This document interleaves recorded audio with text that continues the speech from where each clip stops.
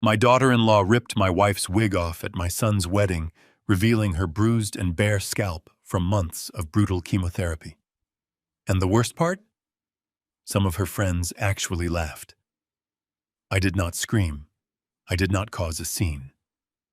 I calmly stepped onto the stage, covered my trembling wife with my suit jacket, and handed my daughter-in-law the wedding envelope she had been begging for. When she tore it open and saw the legal documents inside, her arrogant smile vanished, instantly replaced by sheer terror. If you are just starting to watch this story, take a deep breath, because what I am about to tell you is a nightmare I never imagined would unfold within my own family. If you have ever had to deal with ungrateful relatives or someone who mistook your kindness for weakness, please hit the like button. Subscribe to the channel so you do not miss the rest of my story, and tell me in the comments where you are watching from and what time it is there right now. It means the world to me. My name is Richard Harrison. I am 70 years old, and for the last 4 decades, I built a logistics and supply chain empire right here in Chicago. I did not inherit a single dime. I started with one leased truck and worked my way up to a fleet that crossed the entire country.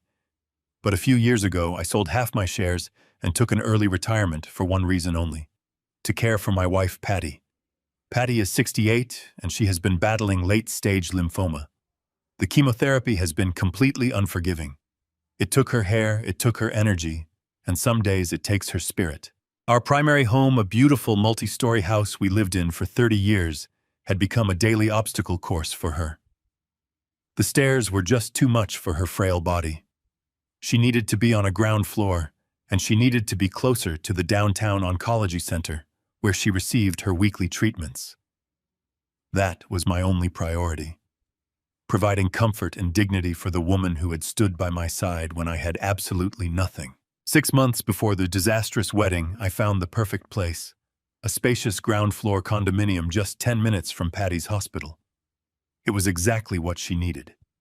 Because Patty required round-the-clock care and I refused to leave her side for long, my 32-year-old son Lucas offered to handle the real estate transaction. Lucas used to be my absolute pride and joy. I paid for his college, I supported him, and I trusted him implicitly. So I wrote a cashier's check for $150,000. It was the exact amount required for the down payment and closing costs. I handed it to my son, believing he was taking a burden off my shoulders. 3 days later, I needed to confirm that the funds had been properly deposited into the real estate escrow account. I wanted to surprise Patty with the keys that weekend. I drove down to my primary bank branch in downtown Chicago. It was a crisp Tuesday morning. I walked up to the counter and greeted Mrs. Gable, the branch manager, who had handled my corporate accounts for over 15 years. I asked her to pull the clearance records for the cashier's check I had issued to Lucas. I just wanted a simple paper trail for my files. Mrs. Gable clicked away at her keyboard. She looked at her screen, frowned slightly, and adjusted her glasses. She told me that the check had indeed cleared the previous afternoon. I felt a brief wave of relief, thinking the condo was finally ours. But then she printed out the scanned copy of the endorsed check and slid it across the counter. I looked down at the paper. You do not survive 40 years in the cutthroat logistics industry by ignoring numbers or failing to read the fine print. My brain is wired to track every single cent, every route, and every ledger. The moment my eyes hit the endorsement line on the back of the check, my blood ran absolutely cold. The payee was not a real estate title company. It was not an escrow account. The $150,000 had been endorsed and deposited directly into the corporate account of a high-end luxury auto group in the Gold Coast district. I stood there in the quiet lobby of the bank, staring at the ink on the paper. My mind raced, trying to find a logical explanation. Maybe it was a banking error. Maybe Lucas had somehow mixed up the accounts. But the numbers do not lie. The routing codes were clear. The money I had meticulously saved, the money that was supposed to secure a safe and painless home for my dying wife, had just been washed into a car dealership. I did not panic loudly. I thanked Mrs. Gable, took the printout, folded it neatly, and placed it into my inner coat pocket. My hands were perfectly steady, but inside a quiet, terrifying storm was brewing. I walked out to my car. I sat in the driver's seat for a long time, gripping the steering wheel. I remembered a conversation from a week prior. Lucas had asked me to help pay for a specialized medical bed for Patty, a bed that cost $5,000. Just the day before, he had called me sounding incredibly stressed, claiming that the family trust was temporarily tied up in investments and that he could not process the payment for the bed right now. He had told me things were tight, and yet here was a cleared check for $150,000 at a luxury car dealer. I started the engine. I did not drive back to my house. I drove straight toward the upscale neighborhood where Lucas lived with his fiancée, Victoria. Victoria was 29 years old, a luxury real estate agent who always seemed to view our family not as people but as a networking opportunity. She was deeply materialistic, always talking about optics, branding, and social status. I had always tried to look past her flaws because Lucas claimed he loved her. I wanted my son to be happy. But as I navigated the Chicago traffic, the pieces of a very dark puzzle began to fall into place. The drive took 30 minutes, but it felt like an eternity. Every mile brought a new wave of realization. I was not just a father going to check on his son. I was an auditor walking into a crime scene. I pulled onto their quiet, tree-lined street. The neighborhood was filled with manicured lawns and expensive homes. As I approached their property, I slowed my car down, pulling over to the curb just a few houses away. I looked through my windshield toward their wide, paved driveway. What I saw in that exact moment completely shattered whatever remaining illusion I had about my son and his future wife. There, gleaming under the morning sun, sat a brand new, fully loaded Porsche Cayenne. The dealer plates were still on the back. And standing right in front of it was Victoria. She was wearing designer sunglasses and a tight outfit, holding her phone high in the air. She was practically dancing around the vehicle, smiling widely, posing and taking selfies from every possible angle for her social media. I sat in my car watching this woman celebrate. She was posing with a luxury vehicle bought with the exact funds meant to keep my dying wife from suffering on a staircase. The money meant for Patty's comfort was currently reflecting the sun off a German luxury SUV. Victoria was laughing, completely oblivious to the fact that I was watching her. She had no idea that the quiet, retired old man she always dismissed was sitting just 100 feet away, holding the bank statement that exposed her greed.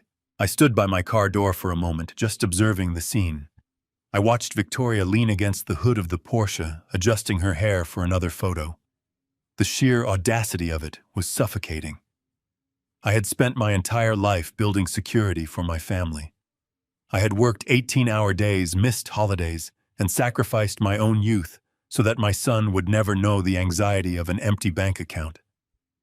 I had handed over that check with the pure, unconditional love of a father trying to protect his sick wife.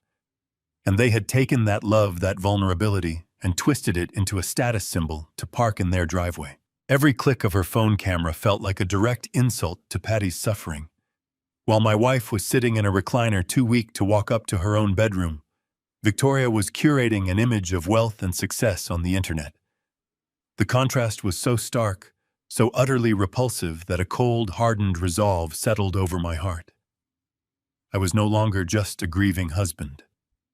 I was a man who had been robbed. I closed my car door with a solid, heavy thud and began to walk up the driveway toward her. I did not know exactly what lie they were going to tell me, but I knew one thing for certain. I was going to let them dig their own grave. I walked up the smooth, gray concrete of their driveway. The morning air was crisp, but my chest burned with a heat I had not felt in decades. My footsteps were slow and deliberate. Victoria was too absorbed in finding the perfect angle for her photos to notice me. She leaned against the polished hood of the Porsche, tilting her head and flashing a brilliant empty smile at her phone screen. It was Lucas who saw me first.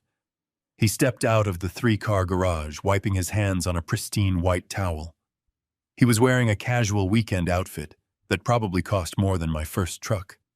He had a relaxed, arrogant smile on his face, but that smile vanished the absolute second his eyes locked onto mine. His posture stiffened. The towel in his hands suddenly stopped moving. I did not rush.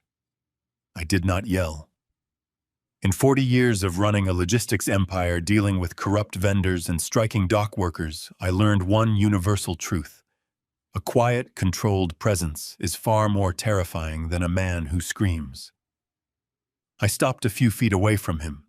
Victoria finally looked up, lowering her phone with a look of mild annoyance that quickly shifted to forced surprise. I reached into my intercoat pocket and pulled out the folded bank statement. I held it out to my son. I did not say a word. I just waited. Lucas hesitated for a bare second before taking the paper. His eyes scanned the black and white ink, the routing numbers, the clear endorsement stamp from the luxury auto group. I watched the blood drain completely from his face. His skin turned a pale, sickly shade of gray. He swallowed hard, his Adam's apple bobbing in his throat. "Dad." He started, his voice cracking slightly. "I can explain this.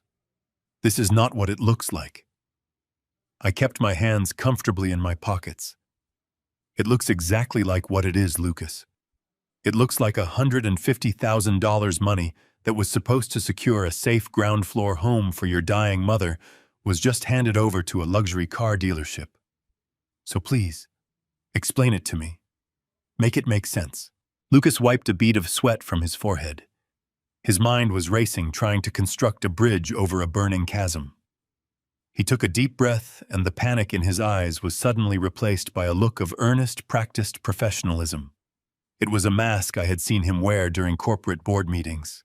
"The condo fell through, Dad," he said quickly, handing the paper back to me. During the final title search, the escrow company found a massive hidden lien on the property from a previous owner. It was a legal nightmare.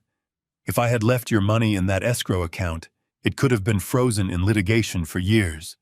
I had to pull the funds immediately to protect your cash. I stared at him. It was a brilliant lie. It used real estate terminology. It played on my desire to protect my assets, and it framed him as the savior of the situation. But a lien does not force a buyer to endorse a cashier's check to a Porsche dealership. I waited for him to finish the bridge. I had the cash in hand. Lucas continued, his voice gaining confidence.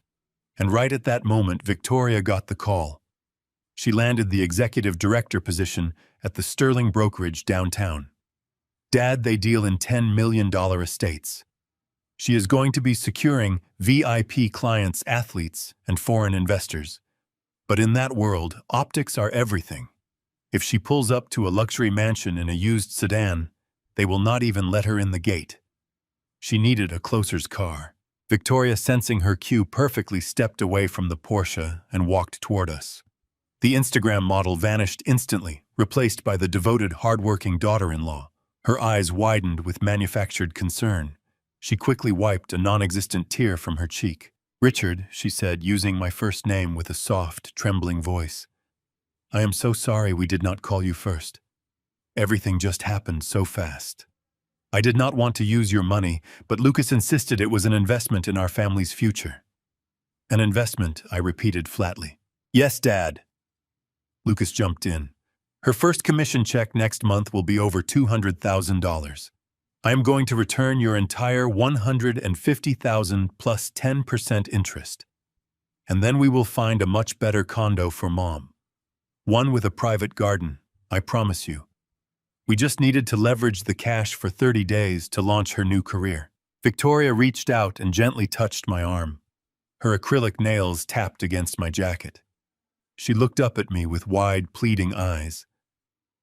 "I am grinding myself to the bone for this family, Richard. I swear to you. I want to land these massive accounts for one reason only. I want to pay for Patty's experimental treatments. I want to send her to that specialized clinic in Switzerland you were reading about. I love her like my own mother. I am doing this for her." She stepped forward and wrapped her arms around my shoulders in a tight hug. As she pressed against me, the heavy scent of her expensive perfume filled my nose, mixing with the smell of fresh tire wax from the SUV behind her. Then, as if remembering a prop in a stage play, she pulled away and gestured to a canvas tote bag resting on the hood of the car. "Oh, I almost forgot. I woke up at 5 this morning to make this. She reached into the bag and pulled out a large stainless steel thermos. It is a homemade herbal soup. My grandmother used to make it for people who were weak. It is packed with natural antioxidants. I was just about to drive to the hospital to drop it off for Patty. Please take it to her. Tell her I am praying for her every single hour. I took the heavy thermos from her hands. The metal was warm. I looked at the thermos, then at the shiny new Porsche, and finally at my son. Lucas was standing tall now, looking at me with the absolute confidence of a man who believed he had just successfully conned an old fool. In my mind, 1,000 alarms were ringing. I knew that pulling funds from an escrow account requires signing a release form, which I had not done. I knew that luxury cars lose 20% of their value the second they are driven off the lot, making them the worst possible liquid investment. I knew they were lying through their teeth. But if I exploded right there, if I demanded my money back and threatened legal action, they would just secure a bank loan against the car, pay me back, and I would never truly know the depth of their deception. I needed to see exactly how far they were willing to go. I needed them to feel completely safe. I softened the muscles in my face. I let my shoulders drop, adopting the posture of a tired, overwhelmed husband who was just relieved that his son was handling things. I understand, Lucas, I said, forcing a weary sigh. I am just so stressed about your mother. Her latest blood tests were terrible. I panicked when I saw the bank statement. I should have trusted you. You are a smart businessman. Just please find her a safe place to live soon. We do not have much time left. Lucas smiled, a genuine predatory smile of victory. Do not worry about a thing, Dad. I have everything under control. Tell Mom we love her. I nodded, offering Victoria a small, grateful smile for the thermos. I turned around and began the walk back to my car.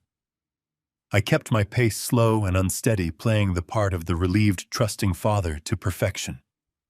I opened my car door, placed the thermos carefully on the passenger seat, and climbed behind the wheel. I started the engine and shifted into gear. As I began to pull away from the curb, I glanced into my side mirror. Victoria had already turned her back, walking toward the driver's side of the Porsche, with her phone raised, immediately resuming her photo shoot. But Lucas was still standing in the driveway. He was not looking at Victoria. He was looking nervously over his shoulder, scanning the street to make sure I was driving away. Satisfied that I was leaving, he reached into the front pocket of his designer jeans.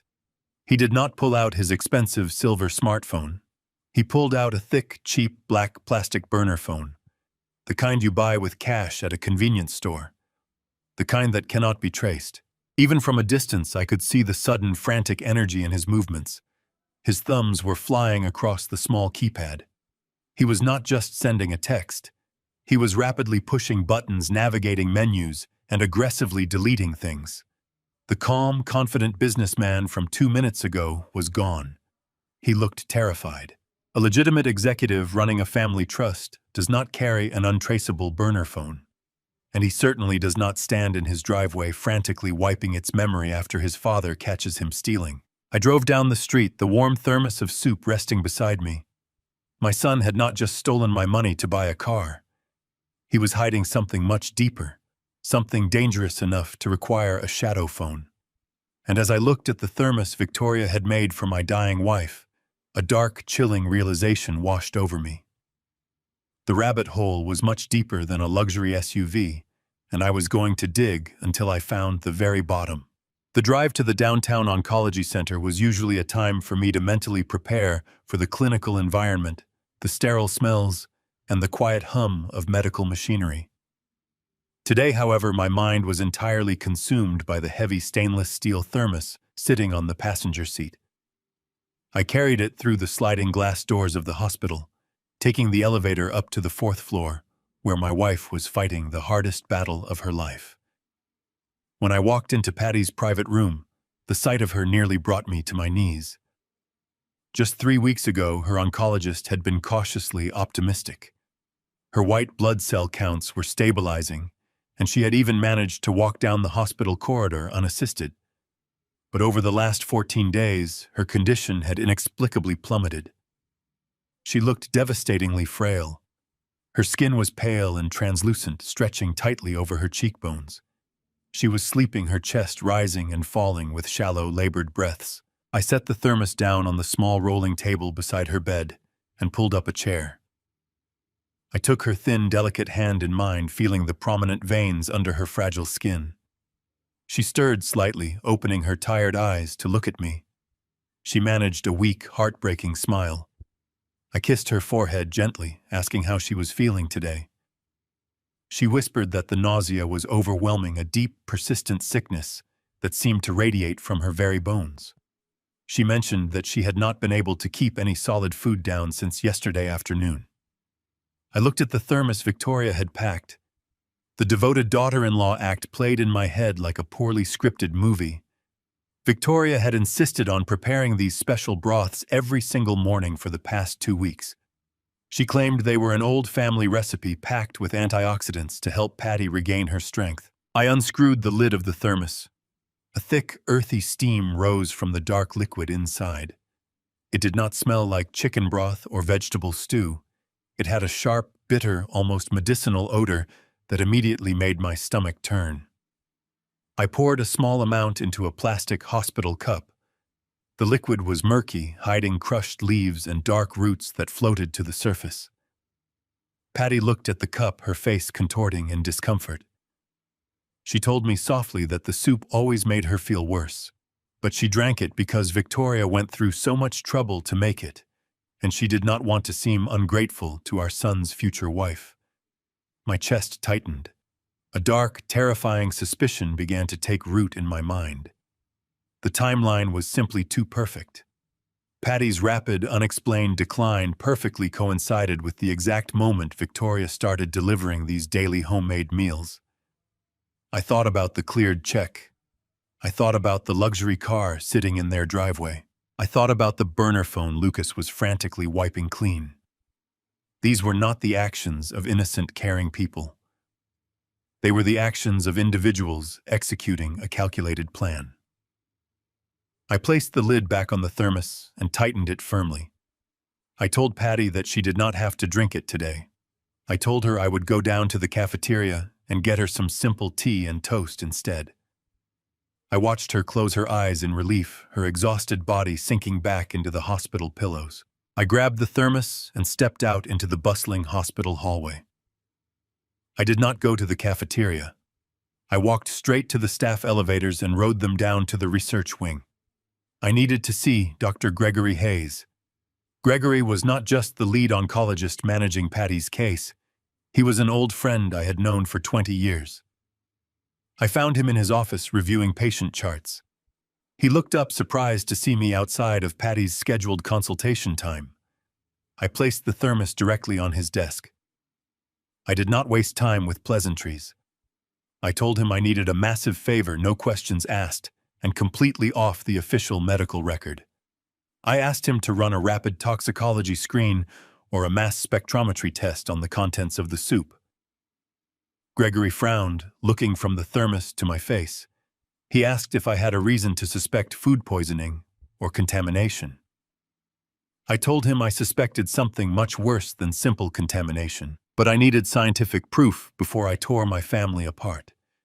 Because Gregory knew my character, because he knew I was not a man prone to paranoia or irrational panic, he agreed. He took the thermos and walked it down to the pathology lab. I paced the sterile hallway for what felt like an eternity. Every minute dragged on, filled with agonizing thoughts of my wife suffering in her bed. I thought about Lucas, the son I had raised to be an honest man, standing in his driveway, deleting evidence. I thought about Victoria smiling for a camera while clutching the money meant to save my wife. The anger inside me was evolving into something much more dangerous. It was turning into a cold, absolute focus. 45 minutes later, Gregory walked out of the laboratory doors. His face was completely drained of color. He did not invite me back into his office. He pulled me into a quiet, secluded corner of the hallway, away from the passing nurses and orderlies. He handed me a printed lab report. his hands trembling slightly. He looked me dead in the eye and asked exactly who had been feeding this to Patty. I told him it was Victoria, my son's future bride. Gregory lowered his voice to a grave, urgent whisper. He explained that the broth was not a simple vegetable soup. It was highly concentrated with a massive dose of a specific botanical extract called St. John's wort. He explained the pharmacokinetics to me in rapid, terrifying detail. St. John's wort is a powerful enzyme inducer in the liver. When taken in large, concentrated quantities, it forces the liver to rapidly metabolize and flush out complex medications. It was completely neutralizing Patty's chemotherapy. The life-saving drugs were being destroyed in her bloodstream before they could even reach the lymphoma cells. It was actively accelerating the cancer's spread while making her violently ill. The hallway seemed to tilt beneath my feet. The buzzing fluorescent lights above me faded into a dull, distant hum. This was not a tragic medical mistake. This was not a case of negligent alternative medicine. This was intentional, calculated sabotage. Victoria knew exactly what she was brewing. She was deliberately poisoning my wife to speed up her death. She wanted Patty gone before the wedding, removing the only emotional anchor holding my finances together. She wanted the estate, the trusts, and the money, and she was willing to commit murder to get it. I was no longer dealing with a greedy, materialistic child. I was dealing with a ruthless, cold-blooded monster hiding behind a perfect smile. And now, I was going to destroy her. I would never let her win this brutal war. I walked back into Patty's hospital room with a cup of pale, lukewarm chamomile tea. She was still resting, her breathing shallow but steady. I set the tea gently on her bedside table. Then I picked up the heavy stainless steel thermos. I carried it into her private bathroom and poured the dark, toxic broth directly down the sink. I watched the murky liquid swirl and vanish, taking with it the physical evidence of my daughter-in-law's monstrous intentions. I rinsed the thermos thoroughly with scalding hot water, leaving absolutely no trace of the poison inside. I could have screamed.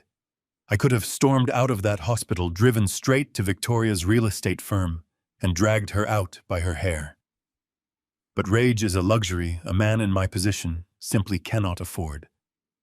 Rage makes you sloppy. Rage makes you predictable. And I needed to be entirely unpredictable. Leaving the clean thermos on the counter, I walked out to the nurse's station. I asked to speak directly with the hospital administrator. I did not give them the full story, as a formal investigation would alert Victoria before I was ready. Instead, I used the one language every private hospital understands perfectly. I pulled out my checkbook. I hired 3 private, thoroughly vetted registered nurses to stand guard over my wife on rotating 8-hour shifts. I issued a strict zero-tolerance directive. No outside food or beverages were to be given to Patty under any circumstances. Furthermore, Victoria was absolutely forbidden from entering the room unless I was physically present. The hospital staff agreed immediately. My wife was finally secure. With Patty protected, I walked out of the hospital and got back into my car. I checked the gold watch on my wrist. It was exactly 2 o'clock in the afternoon. I knew Lucas and Victoria's schedule perfectly because Victoria had complained endlessly about it on social media. They were currently across town at an exclusive catering company in the West Loop, spending 3 hours tasting truffle-infused appetizers and imported champagne for their lavish wedding reception. They would be thoroughly distracted and completely unreachable. I drove directly to their upscale neighborhood. The streets were quiet, bathed in the soft afternoon sunlight. I parked my car 2 blocks away to avoid drawing any attention from their nosy neighbors. I walked down the sidewalk with a calm, measured pace. When I reached their front door, I reached into my pocket and pulled out the emergency spare key Lucas had given me months ago. He had handed it to me with a grand speech about how his home was always my home.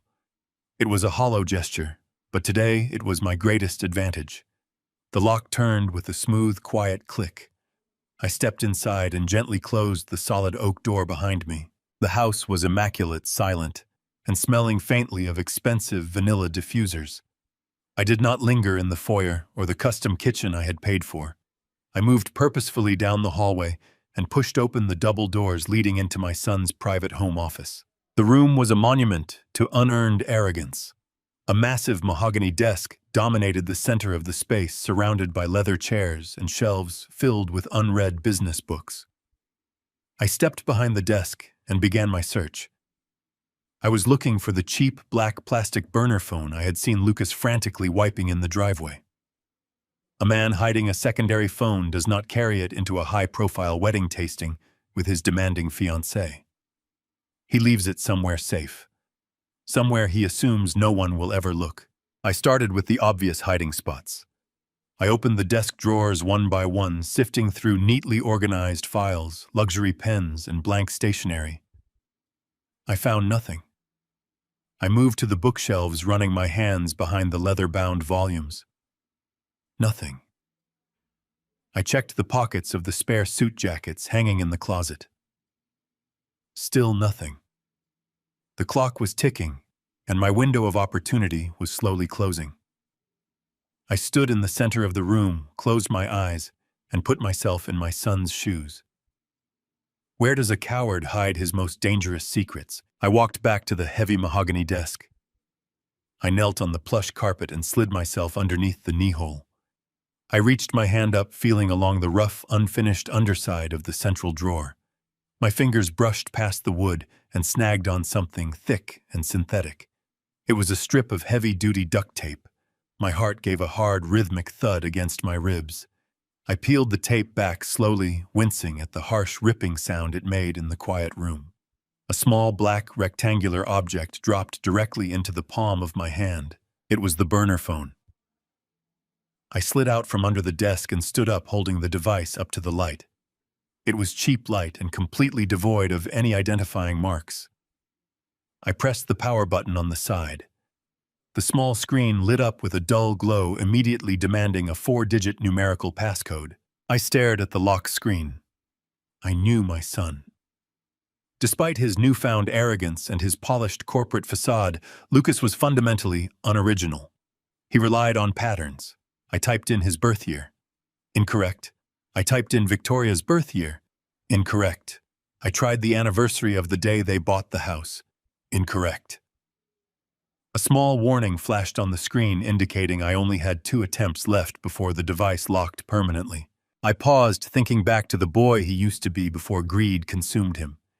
I remembered the golden retriever we bought for him when he was 10 years old. He had loved that dog more than anything in the world. He named the dog Buster. I looked at the numerical keypad. The letters for Buster corresponded to the numbers 2, 8, 7, and 8. I typed in 2878. The screen blinked, the lock icon shattered, and the home screen loaded perfectly. My hands were completely steady as I navigated the crude menu interface. There were no text messages, no contact names, and no browsing history. Lucas had indeed wiped the visible data clean, but cowards are often careless when they panic. He had cleared the text threads, but he had completely forgotten to check the deleted voicemails folder. I opened the phone application, navigated to the voicemail tab, and found a single recently recovered audio file resting in the inbox. It was received just 2 days ago. I pressed play and raised the small speaker to my ear. Victoria's voice filled the office. She did not sound like the sweet daughter-in-law who had hugged me. Her tone was sharp, vicious, and impatient. "Tell the doctor to sign the terminal prognosis already. If the old lady doesn't die before the wedding, we can't use the grieving family excuse to make your dad transfer the commercial collateral into the joint trust." I stood frozen. The voicemail ended with a harsh beep. It was all a calculated lie. Now I knew the truth. Commercial collateral. Those 2 words echoed in the silence of my son's office, ringing in my ears like a death knell. The phrase hit me with the force of a physical blow, knocking the breath completely out of my lungs. I stood perfectly still, letting the heavy, suffocating weight of my daughter-in-law's recorded voice wash over me. She was not just plotting to inherit my wealth after my wife passed away. She was actively manipulating the timeline of Patty's death to seize control of my commercial assets, before I could realize what was happening. I placed the cheap plastic phone back exactly where I had found it. I pressed the strip of thick tape firmly against the underside of the mahogany desk, making sure it looked entirely undisturbed. I smoothed out the fibers of the carpet where I had knelt, erasing every trace of my presence. I walked out of the office, stepping softly down the hallway, and slipped out the front door. The afternoon air was still warm, but I felt a freezing chill settling deep into my bones. I walked back to my car, got behind the wheel, and sat in the heavy silence. Commercial collateral. I turned the ignition, gripping the leather steering wheel so tightly my knuckles turned entirely white. I did not drive back to the hospital. I navigated my car toward the towering steel and glass skyscrapers of downtown Chicago. I needed to see Thomas Gallagher. Thomas was my corporate attorney, a ruthless, brilliant legal mind who had protected my business interests for over 3 decades. He was not a man who dealt in emotions or family drama. He dealt in facts, contracts, and cold legal warfare. The drive took less than 40 minutes, but my mind raced through 1,000 different scenarios. I pulled into the underground parking garage of his firm, bypassed the main reception desk entirely, and walked straight into his corner office. Thomas looked up from a stack of legal briefs, his sharp blue eyes instantly registering the grim expression on my face. He put his pen down and asked me what was wrong. I closed his heavy wooden door, shutting out the noise of his busy firm. I sat down in the leather chair across from his desk. I told him I needed him to pull the county property records for my retirement assets immediately. I told him I suspected my son and his future wife were maneuvering to steal my properties. Thomas did not waste time asking unnecessary questions.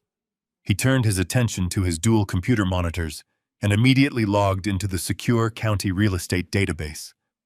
To understand the gravity of my panic, you have to understand what my commercial collateral actually meant.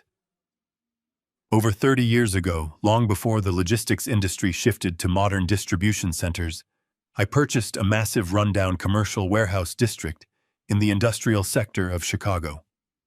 I bought the land for almost nothing, spent a decade renovating the structures, and turned them into premium leasing spaces for high-end corporate tenants. Those warehouses were my absolute masterpiece. They were the crowning achievement of my life's work. More importantly, they were the financial bedrock of my retirement. They generated a steady, untouchable stream of passive income that ensured Patty would always have access to the best private medical care in the world, no matter how long her battle with cancer lasted. I had purposely placed those commercial properties into an ironclad trust specifically structured so that they could not be sold, leveraged, or mortgaged without my direct in-person authorization. I had designed it to be completely impenetrable. But as Thomas typed furiously on his keyboard, searching through the digital archives of the county recorder, a heavy sinking dread pooled in my stomach. The silence in the office was deafening, broken only by the rapid clicking of his mouse. 5 minutes passed. Then 10 minutes. I watched his face closely. Thomas was a man who rarely showed any emotion. He had defended multi-million-dollar lawsuits with a completely blank expression. But as he opened a specific digital file on his screen, his jaw tightened. The color slowly drained from his cheeks. He stopped typing. He leaned closer to the monitor, reading the document line by line, as if he could not quite believe what his own eyes were seeing. He let out a long, heavy breath and took off his glasses. He looked across the desk at me, his expression grave and deeply troubled. He asked me if I had visited a downtown bank branch at any point in the last 90 days to authorize a massive loan. I told him I had not stepped foot inside a commercial lending office in over 5 years. I asked him what he had found. Thomas rotated his large flat-screen monitor so it directly faced me. He pointed to a scanned legal document displayed brightly on the screen. It was a commercial deed of trust, heavily stamped and notarized by a county official just 3 weeks ago. I leaned forward, my eyes scanning the dense legal jargon. My heart hammered violently against my ribs as the horrifying reality of the document became clear. Someone had used my commercial warehouse district as collateral to secure a massive high-interest cash loan. The total amount borrowed against my life's work was $2,500,000. I stared at the bottom of the final page. There, sitting clearly above the printed line of my legal name, was my signature. It was a masterful forgery. It mimicked the exact loops and sharp angles of my handwriting, but I knew with absolute certainty that I had never held a pen to that paper. Thomas pointed to the receiving party listed on the loan disbursement details. The $2,500,000 had not been transferred into any account belonging to my son. Instead, the entire fortune had been funneled directly into an obscure holding company. It was a newly registered shell corporation. Thomas clicked on another tab, pulling up the state business registration for the holding company. He highlighted the name of the sole managing director. It was Victoria Kensington. My daughter-in-law had forged my signature to quietly extract $2.5 million of pure cash from my commercial estate. She had used my son's access to my private records to bypass the security measures of my trust. They were not just waiting for my wife to die so they could inherit my wealth. They were actively bleeding me dry right now, stealing my retirement funds from right under my nose to fund their lavish lifestyle, while feeding Patty a toxic broth to ensure she would not survive to see them exposed. They thought they had outsmarted me. They thought I was a naive, grieving old man who would simply fade away in the background. But looking at that forged signature, my sorrow completely vanished, leaving only a cold, devastating desire for absolute destruction. I looked at Thomas and told him to lock the office door. We had a brutal war to plan, and I intended to win. Thomas walked over to the heavy oak door of his corner office and turned the brass lock. The sharp click echoed in the quiet space, sealing us in. He walked briskly back to his desk, grabbed his phone, and immediately pulled up his contact list. He told me he was calling his direct contact at the Federal Bureau of Investigation. He explained with intense clinical precision that bank fraud and the forgery of commercial collateral documents were severe federal offenses. He wanted to contact the United States Attorney's Office right now, freeze the associated accounts, and have Lucas and Victoria detained before they could move the stolen money offshore or try to cover their digital tracks. He was already preparing to treat this as a major corporate crime, moving with the swift aggression of a man who handled high-stakes litigation for a living. I raised my hand silently, commanding him to put the phone down. I told him we were not calling the authorities. Not yet. Thomas froze, looking at me as if I had completely lost my mind. He leaned across the wide mahogany desk and reminded me that every passing hour gave them time to drain those funds. He warned me that if the originating bank discovered the forgery before we reported it, I would have to endure a grueling, invasive legal battle to prove I was not complicit in my own son's criminal scheme. I looked him directly in the eyes and explained my reasoning. I knew my son, and I knew the woman who was currently manipulating him. If the federal agents knocked on their door today, Victoria would instantly play the victim. She would cry, hire a high-priced defense attorney using my stolen money, and claim that a rogue mortgage broker had handled all the complex paperwork. Lucas would likely claim that we had a verbal agreement, twisting my willingness to help them buy a medical condo for Patty into a vague, overarching authorization for this massive commercial loan. They would drag my dying wife through months of painful depositions and court hearings. They would delay, obfuscate, and point fingers. They might even try to settle out of court, preserving their reputations, their freedom, and their social standing. I told Thomas I did not want a messy, prolonged legal battle. I wanted absolute, undeniable destruction. I wanted a trap so flawless and so devastating that they would not even see the steel jaws closing around them until it was entirely too late. Thomas slowly lowered his phone, returning it to its cradle. He sat back in his high-backed leather chair, studying my face with a mixture of professional concern and deep understanding. He had known me for 30 years. He had watched me build my logistics empire, and he recognized the cold, flat tone in my voice. It was the exact same tone I used when I ruthlessly dismantled my biggest corporate competitors. He steepled his fingers and asked me exactly what I wanted to do. I told him I wanted to become their absolute worst nightmare. I asked him how we could legally take complete control of their financial throats, bypassing the slow, merciful grind of the federal justice system. Thomas remained silent for a long time. He tapped his expensive silver pen against a legal pad, his brilliant mind racing through the complex labyrinth of United States financial law. Then a slow, dark smile crept across his face. He leaned forward and asked me how much liquid capital I currently had access to outside of my primary family trusts. I told him I had a substantial amount in secure cash reserves, far more than the $2.5 million they had just stolen from my commercial estate. He laid out a strategy that was as brutal as it was elegant.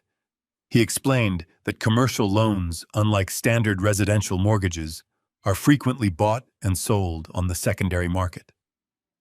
Banks do not necessarily want to hold on to the long-term risk of a commercial note. They originate the loan, collect the lucrative initial processing fees, and often sell the debt to private equity firms, hedge funds, or other financial institutions to quickly clear their balance sheets. Thomas proposed that we set up a blind offshore trust, an anonymous corporate entity completely shielded by impenetrable layers of legal privacy. Through this anonymous trust, we would approach the originating bank tomorrow morning. We would offer to purchase the promissory note and the deed of trust for the $2.5 million loan. We would offer a slight premium above the principal value to ensure the bank accepted the deal immediately without asking unnecessary questions. The sheer brilliance of the plan washed over me, replacing my grief with a surge of adrenaline. I authorized him to move forward instantly. I instructed him to drain my secondary accounts, set up the holding company, in whatever jurisdiction offered the most absolute secrecy, and buy the paper. I did not care about the premium cost.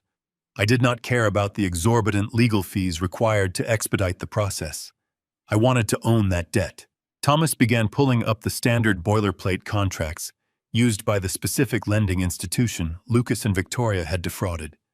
He explained the profound danger of commercial borrowing, a danger my arrogant daughter-in-law clearly did not comprehend. Commercial loans are governed by extremely strict, unforgiving covenants. They are designed to ruthlessly protect the lender at all costs. Thomas pointed to a specific paragraph deep within the dense legal text on his monitor. It was the acceleration clause.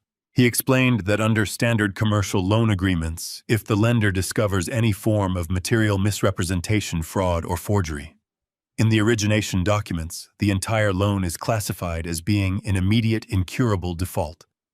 The lender does not have to wait for missed monthly payments. They do not have to endure a lengthy foreclosure process or issue polite warnings. The acceleration clause allows the creditor to call the entire note due immediately.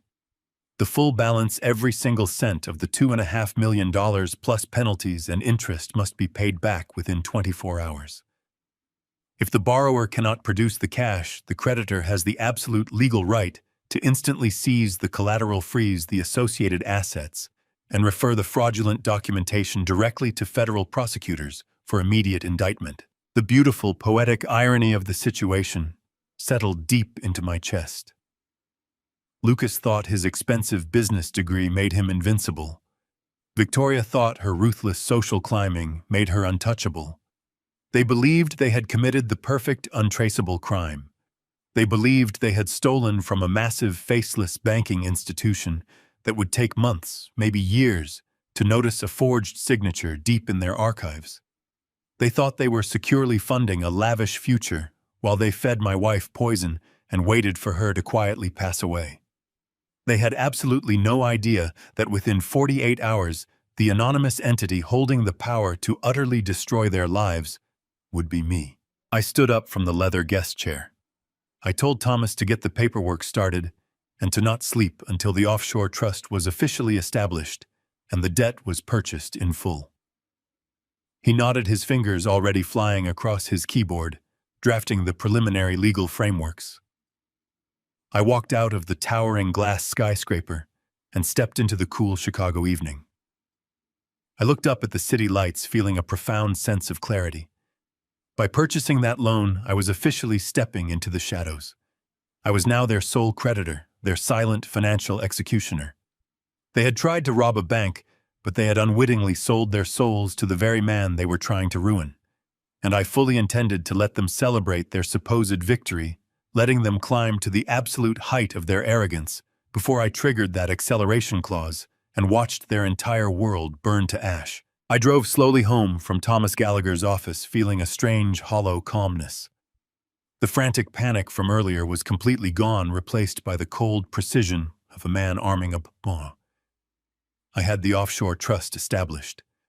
I was the silent owner of their fraudulent debt. Now I needed to make absolutely sure they felt invincible. I needed them to believe their cruel plan was working flawlessly. The absolute most dangerous enemy is the one who convinces you he has already surrendered. I dialed my son's number. Lucas answered quickly, his voice guarded clearly, expecting another angry confrontation about the luxury car. Instead of anger, I injected my voice with deep, trembling exhaustion. I played the broken, grieving husband who had no fight left. I apologized for my harsh words in the driveway. I told him Patty's health was failing rapidly. The doctors were out of answers, and the sheer stress of losing her had made me irrational. I asked if he and Victoria would please come over for dinner that evening. I wanted to make amends and focus on our family, while we still had time. Lucas sighed with relief. He agreed, his tone shifting back to the patronizing son who believed he was in control.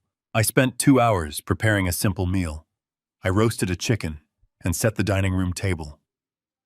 When the doorbell rang, I took a deep breath and let my posture sag. I opened the door to find Lucas and Victoria on my porch. Victoria wore a white sundress holding a small bouquet of lilies. She stepped forward and wrapped her arms around my neck. She murmured empty words of sympathy, telling me how heavily my pain weighed on her heart. Her floral perfume was nauseating, but I forced myself to return the embrace with the clumsy affection of a clueless elder. We moved into the dining room. I served the meal, keeping my hands unsteady to sell the illusion of my deteriorating state. Throughout the meal, I kept the conversation focused on my wife's condition.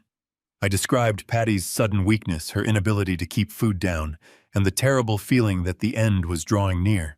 I watched them closely from across the table. They put on a masterful performance.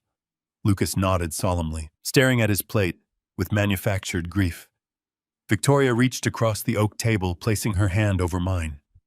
She squeezed my fingers, telling me we had to be strong, that Patty would want us to celebrate life, and their upcoming wedding would bring a ray of light into this dark season. I listened to her venomous words and nodded, forcing a tired smile. I withdrew my hand and reached into my cardigan pocket. I told them thinking about their wedding made me realize how foolishly I had acted.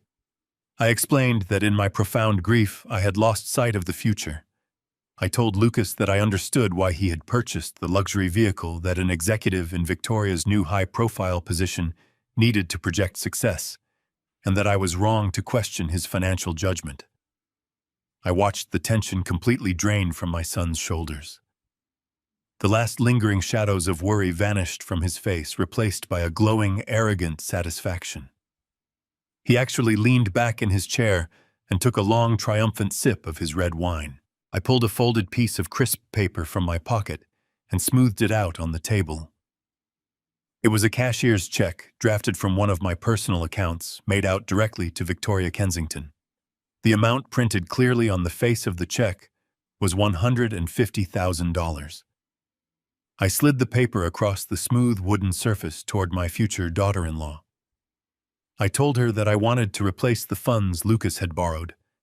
I told her that this money was my official wedding gift to them, a gesture of absolute faith in their new life together. I insisted that she use it to cover the lavish catering, the imported flowers, and every single detail she had dreamed of for her special day. I looked at her with wide, trusting eyes and said that I simply wanted to see my family happy before the darkness took my wife away. Victoria stared at the heavy black ink on the cashier's check. For a fraction of a second, the sweet, concerned mask slipped entirely. Her eyes widened, flashing with a raw, ravenous hunger that made my stomach turn. It was the look of a predator staring at an exposed throat. She quickly recovered, pressing her hand over her heart and letting out a soft, theatrical gasp of disbelief. She stood up from her chair, rushed around the table, and threw her arms around me. She thanked me profusely, her voice vibrating with a sickening, manufactured joy. She swore that this generous gift would make their wedding the most beautiful day of their lives, and that she would honor our family name forever. She pulled away and walked back around the table, picking up the check with a delicate, possessive grace. She folded the thick paper carefully and slipped it into her designer handbag. She sat back down next to Lucas. My son smiled at me, a lazy, victorious grin, telling me that I had done the right thing and that everything was going to be perfectly fine. I nodded, keeping my expression perfectly blank, playing the role of the defeated, generous father to the very end. As I stood up from the table to gather the empty dinner plates, I turned my back to them, moving slowly toward the kitchen archway. I kept my footsteps heavy and shuffling, making it seem as though all my energy was gone. I was barely 5 feet away from them, partially obscured by the shadows of the hallway, when Victoria leaned to her left. She tilted her head close to my son's shoulder. She believed I was out of earshot. She believed I was too consumed by my own manufactured sorrow to pay any attention to the world around me. But the house was quiet, and my hearing was perfectly fine. Her voice dropped to a sharp, venomous whisper, barely louder than a breath, but every single syllable cut through the silence of the dining room with absolute clarity. She smirked, a triumphant, greedy expression twisting her features. I told you the old fool was too distracted to notice the warehouse. I stopped walking. My hands tightened around the dirty dinner plates. I did not move a muscle. I did not gasp or show any physical sign that her words had struck me. I stood there in the shadows, letting the absolute, undeniable confirmation of their treachery wash over me. She had just confessed. She had just handed me the final damning piece of the puzzle. I took a deep, silent breath, feeling a cold, dark satisfaction spreading through my chest. They thought they had won. They thought I was blind, broken, and beaten. But the trap was fully set, the steel jaws were wide open, and they had just gleefully stepped right onto the trigger. 3 weeks remained until the wedding. Against all medical advice and my own desperate pleas, Victoria insisted that Patty absolutely had to attend her final bridal fitting. She framed it as a beautiful gesture, a way to honor her future mother-in-law, claiming that having Patty there would make the day complete. It was a beautiful lie, perfectly designed to make Victoria look like an angel to her friends. Patty, despite her profound exhaustion and the nausea that still clung to her every morning, agreed. She wanted to preserve the peace. She wanted to see her son happy. Her hair had completely fallen out during the second round of intensive chemotherapy, so she spent an hour that morning carefully arranging a beautiful chestnut wig on her head. She applied a light touch of blush to her pale cheeks, trying her hardest to look healthy, to look normal for a celebration that she was barely strong enough to attend. I drove us to the exclusive bridal boutique downtown, carefully helping her out of the passenger seat and settling her gently into her folding wheelchair. The boutique was a massive, glittering sanctuary of white silk mirrored walls and crystal chandeliers. It smelled of expensive champagne and fresh orchids. When I pushed Patty through the heavy glass doors, Victoria was already standing on a raised circular pedestal surrounded by 4 of her bridesmaids. She was draped in layers of imported lace and sparkling beadwork. As we approached, the bright, welcoming smile she wore for her friends faltered for a fraction of a second. She looked down at Patty, then specifically at the wheelchair, her eyes narrowing with distinct irritation. She immediately gestured to one of the boutique assistants, loudly whispering that the bulky metal chair was completely ruining the aesthetic of the viewing area and blocking the natural lighting for the photographer she had hired to document the fitting. She forced me to wheel Patty into a cramped, dim corner next to a rack of heavy velvet curtains, effectively pushing my wife out of the way like an inconvenient piece of luggage. Patty kept her hands folded neatly in her lap, her eyes fixed on the floor, pretending she had not heard a single word. For the next hour, Victoria paraded around the boutique. She treated my wife entirely like a stage prop. Whenever the photographer needed a touching family moment, Victoria would suddenly rush over to the dark corner, crouch down beside the wheelchair, and flash a brilliant, teary-eyed smile, resting her chin delicately against the frail shoulder of Patty. The absolute second the camera shutter clicked, the smile vanished. Victoria would instantly stand up, dust off her dress, and walk away without saying a single comforting word to the woman fighting for her life. Lucas arrived halfway through the appointment. He walked in carrying a tray of iced coffees for the bridesmaids, completely ignoring his mother as he handed the drinks out. He stood near the pedestal, admiring his future bride, soaking in the attention and the luxury that was entirely funded by my stolen money. The final blow came when Victoria stepped off the pedestal to examine her veil in a full-length mirror. Patty, attempting to participate in the moment, offered a quiet, genuine compliment about how beautifully the lace framed the face of Victoria. Victoria turned around, her expression hardening into a look of absolute disgust. She did not say thank you.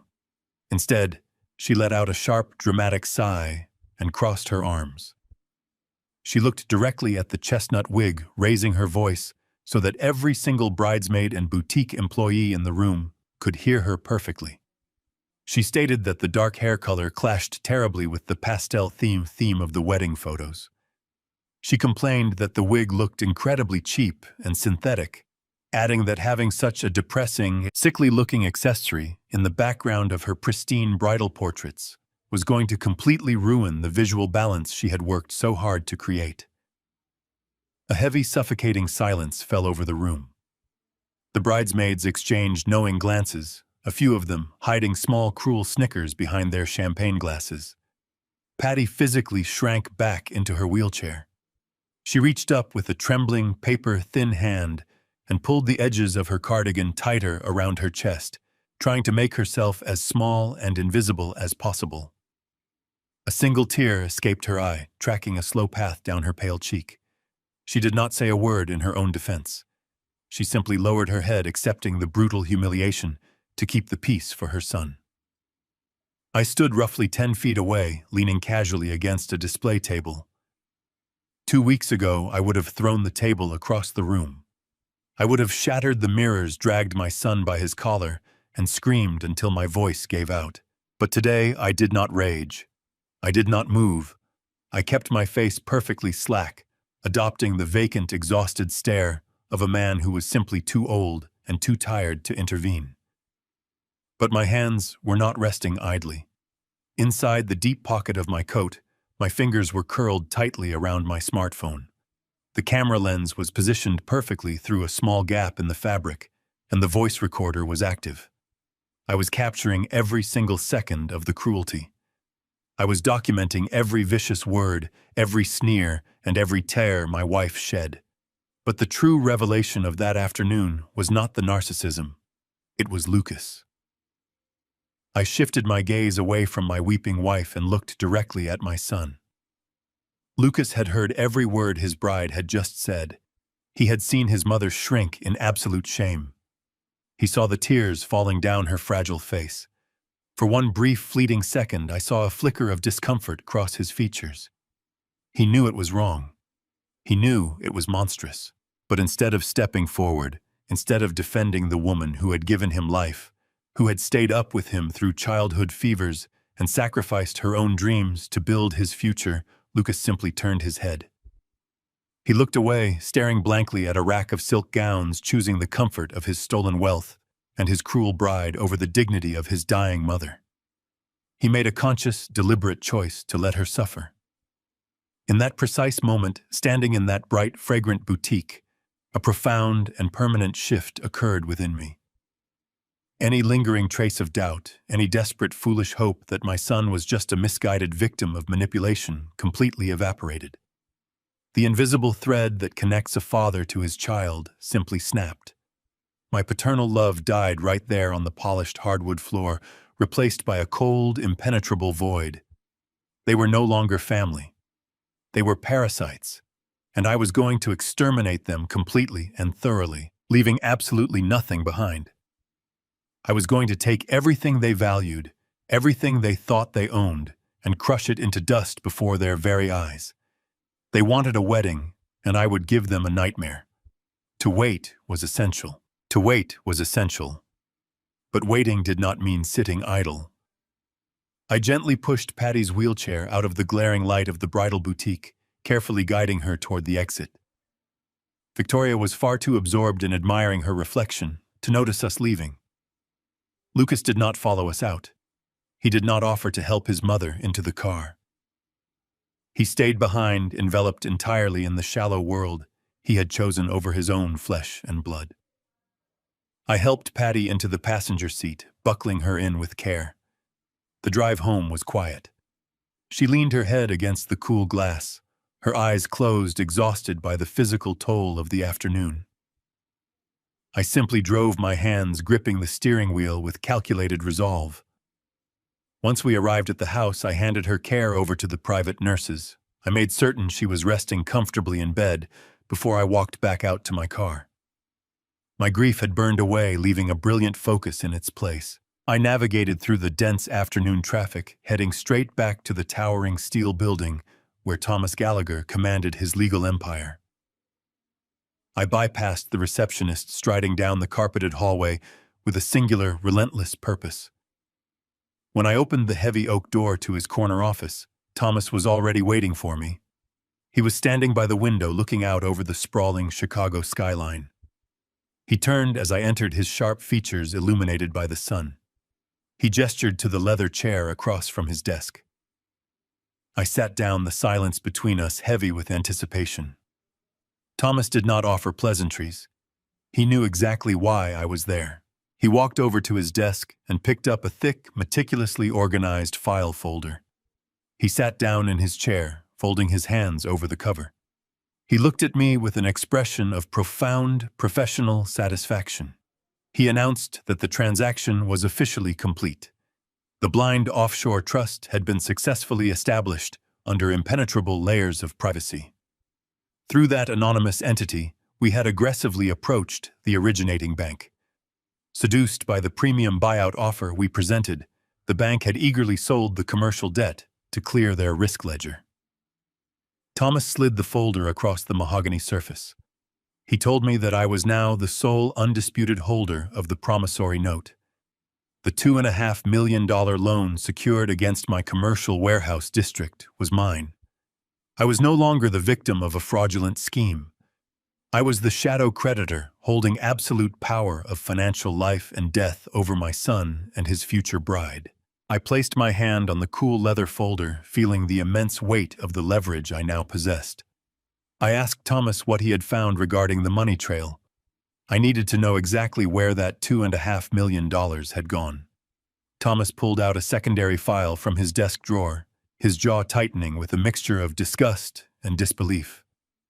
He explained that forensic accountants had traced the funds from the moment the bank dispersed the cash. The money had not stayed in the initial shell corporation Victoria established.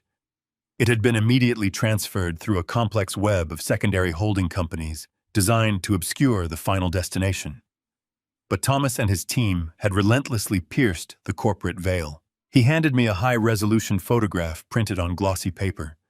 It showed a sprawling, ultra-modern luxury mansion nestled into a pristine snow-capped mountainside. Thomas explained that Victoria and Lucas had used the stolen funds to purchase this unlisted exclusive property in Aspen, California. The entire transaction was executed in cash through the final layer of Victoria's corporate shell game. They had bought a spectacular winter retreat, fully furnished with imported Italian leather and custom artwork, while actively complaining about the cost of my wife's medical treatments. They were planning to spend winters sipping champagne in a multi-million-dollar ski lodge funded entirely by my forged signature and my impending grief. The sheer audacity of their greed was staggering. They had not just stolen my money. They arrogantly assumed I would be far too destroyed by Patty's death to notice the missing collateral. Thomas leaned forward, his voice dropping to a low, serious timbre. He told me that we now possessed everything we needed to utterly obliterate them. He outlined the legal mechanisms with cold, surgical precision. He explained, That because the initial commercial loan was obtained using a forged signature on federal bank documents, it constituted severe, undeniable bank fraud. Under the strict legal framework of the promissory note, I controlled any instance of material fraud automatically and irrevocably triggered the acceleration clause. He opened a separate document, a series of legal notices printed on heavy watermarked paper. He pointed to the bold, uncompromising text. By triggering the acceleration clause, the entire $2.5 million debt was instantly due. There would be no grace period. There would be no opportunity to restructure payments or negotiate a settlement. Once the default notices were served, Lucas and Victoria would have exactly 24 hours to produce the full amount in cash. If they failed to deliver the funds to the blind trust by the deadline, I had absolute legal authority to seize the Aspen mansion, freeze every bank account tied to their names, and immediately refer the dossier of forged documents directly to federal authorities for criminal prosecution. They believed they were untouchable. They believed they had committed the perfect crime against a helpless old man. They had no idea that they now owed their stolen millions directly to me, and that their freedom was hanging by a single fraying thread. The plan was completely flawless.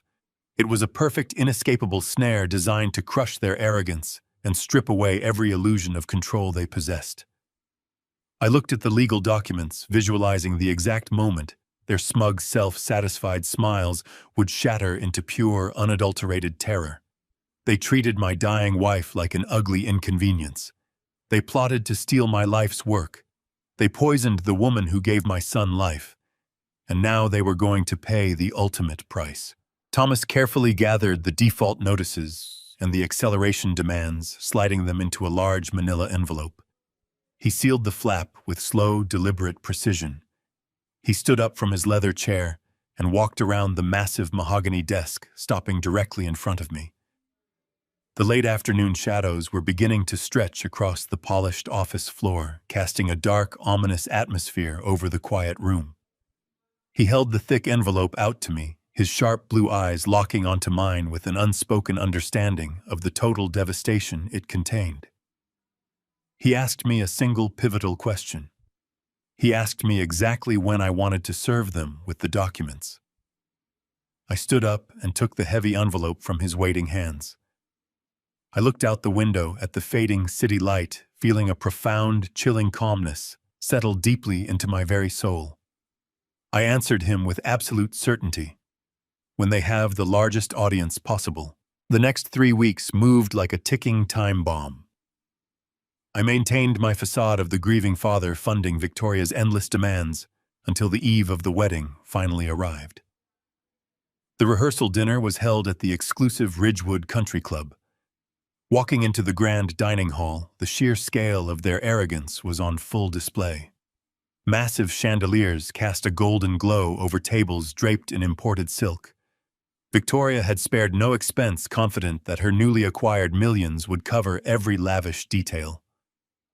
I pushed Patty into the room in her wheelchair. She looked incredibly frail, her pale hands resting quietly in her lap, but she insisted on being there. She wanted to see her son on the night before his wedding, completely unaware of the monstrous betrayal he had committed. I parked her chair near the head table, ensuring she was comfortable before I took my seat. It did not take long for Victoria to establish her absolute dominance over the evening. Without my perceived financial oversight to keep her in check, she shed the last remnants of her sweet, dutiful facade. I watched quietly from my chair as she terrorized the country club staff. She snapped her manicured fingers at the waiters, berating a young server to tears because the water was supposedly not chilled to the exact right temperature. She complained that the floral centerpieces obstructed sightlines for the videographer, ordering the exhausted staff to rearrange the heavy vases while guests were trying to sit. She moved through the room with the toxic confidence of a queen surveying her conquered kingdom. She was loud, demanding, and utterly insufferable. She treated the staff serving her like absolute garbage, reveling in the power she felt she had finally secured. While Victoria paraded around the room, basking in her stolen glory, my son presented a drastically different picture. Lucas sat at the center of the head table, but he looked nothing like a happy groom. He looked like a man standing on the edge of a cliff. He was sweating through his tailored designer suit. He barely touched the expensive filet mignon on his plate. Instead, he devoted his entire attention to the open bar. I watched him signal the waiter for his fourth glass of neat bourbon before the salads were even cleared. The heavy drinking was a desperate attempt to drown the crushing weight of his guilt. He knew exactly what he had done. He knew the $2.5 million commercial loan he fraudulently secured was a massive federal crime. He knew he had betrayed his father and poisoned his dying mother. Every time I looked in his direction, he immediately snapped his head away, staring down at his polished shoes. He was a coward, paralyzed by the sheer magnitude of his own sins, completely unable to meet my gaze. I sat there calmly chewing my food, offering polite nods to the extended family members who stopped by to offer their hollow sympathies regarding my wife. As the dinner service began to wind down, the clinking of a silver spoon against a crystal champagne flute cut through the ambient noise of the room. Victoria stood at the head of the table, her face flushed with alcohol and triumph. The room quieted down, turning their attention to the radiant bride. She smiled, holding her glass high. She thanked everyone for coming, delivering a rehearsed speech about love, destiny, and the beautiful journey she and Lucas were about to begin. But then her tone shifted. The sickeningly sweet cadence of her voice took on a sharp, patronizing edge. She turned her body slightly, looking directly at the table where Patty and I were sitting. She took a deep breath and projected her voice so that every single guest in the vast dining hall could hear her perfectly. She stated that marriage was about looking forward, not backward. She declared that it was incredibly important for the older generation to recognize when their time had passed. She raised her glass higher, her eyes locking onto mine, with a vicious, mocking smirk. She proposed a toast to the future, stating that some people simply needed to learn how to let go of the past, step aside, and gladly hand over the reins of power to the youth who truly deserved them. A few uncomfortable chuckles rippled through the audience. Patty looked down at her hands, her shoulders slumping in humiliation. I did not frown. I did not show a single ounce of the cold, lethal rage burning inside my chest. I simply smiled. I reached for my water glass, raised it toward Victoria in a gesture of complete defeated surrender, and took a slow sip. I played the broken, clueless old man to absolute perfection. She had no idea that the reins she thought she was holding were actually wrapped tightly around her own throat.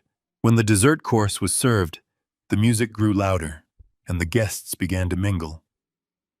I leaned down, kissed Patty gently on the cheek, and told her I needed to step outside to get some fresh air. I navigated through the crowded dining room, slipping quietly out the side doors of the country club. The night air was crisp, a sharp contrast to the suffocating arrogance inside the venue.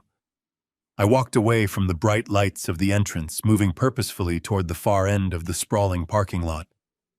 Parked under the dim glow of a solitary street lamp was a sleek black sedan.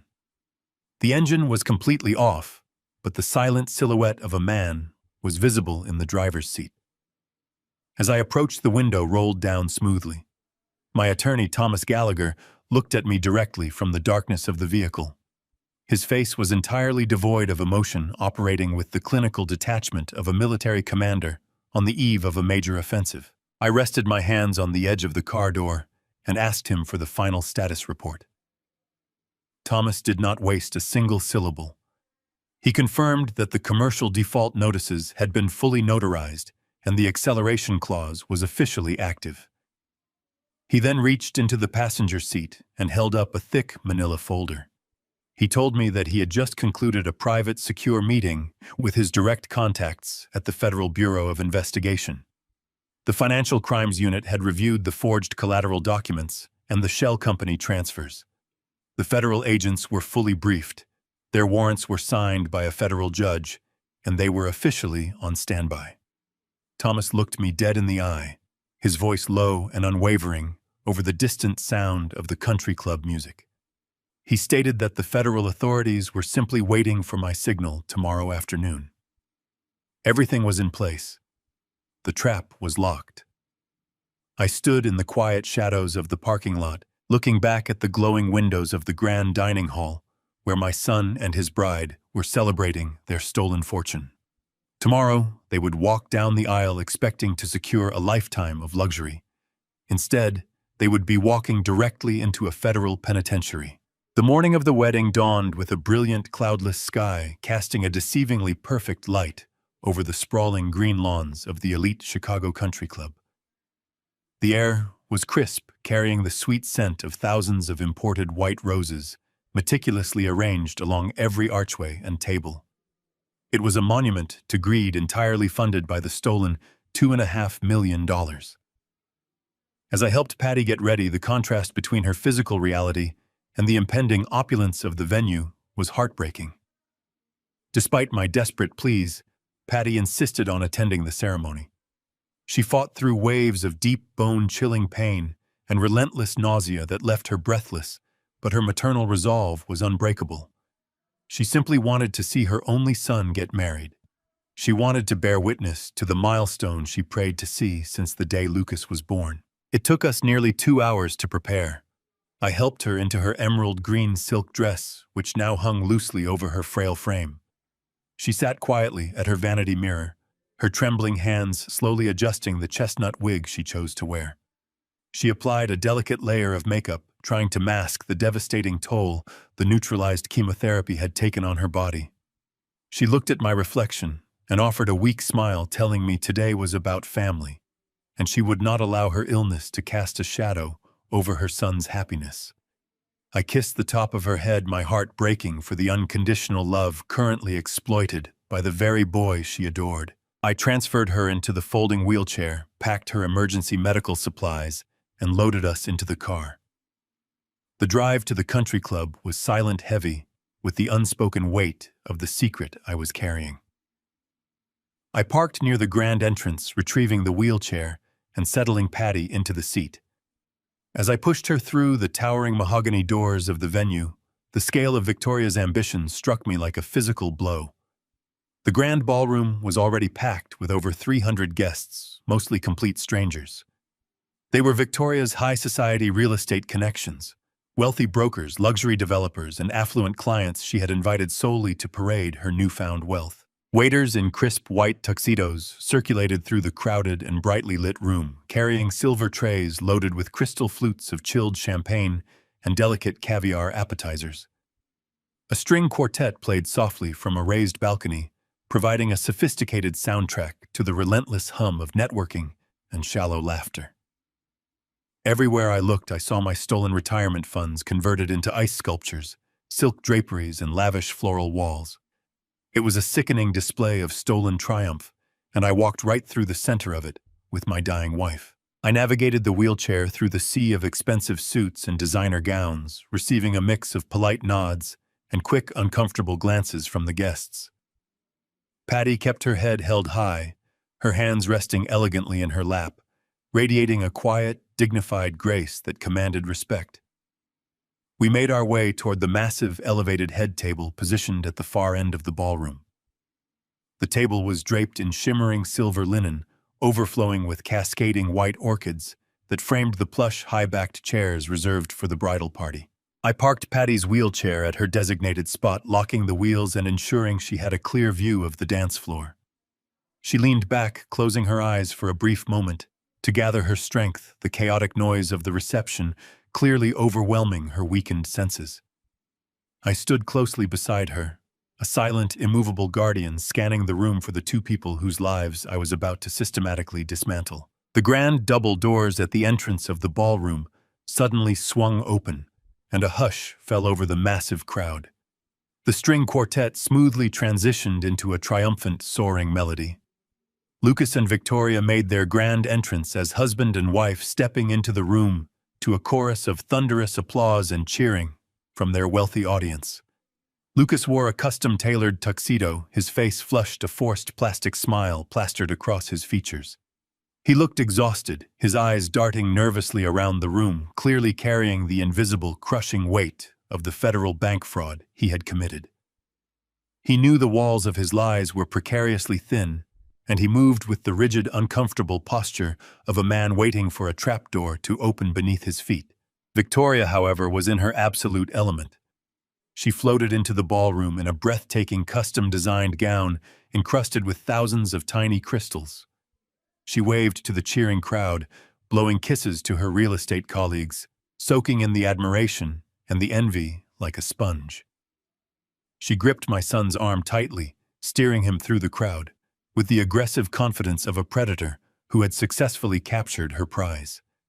She had the mansion in Aspen, she had the lavish wedding, and she believed she had successfully neutralized my wife. She was completely intoxicated by her own perceived brilliance. They slowly made their way toward the elevated head table, stopping to pose for the team of professional photographers documenting their every move. As Victoria approached the platform, her brilliant, practiced smile faltered. She stopped walking, her eyes locking directly onto the space where I had parked Patty's wheelchair. The distance between us was less than 15 feet, close enough for me to see the immediate visceral flash of pure irritation that twisted her perfectly contoured face. She did not see a loving mother fighting through agonizing pain to support her son. She did not see a woman whose medical treatments she was actively sabotaging. Victoria only saw a glaring, unacceptable flaw in the visual perfection of her highly curated event. The metallic frame of the wheelchair and the undeniable reality of illness did not fit the wealthy, flawless image she was aggressively projecting to her high society guests.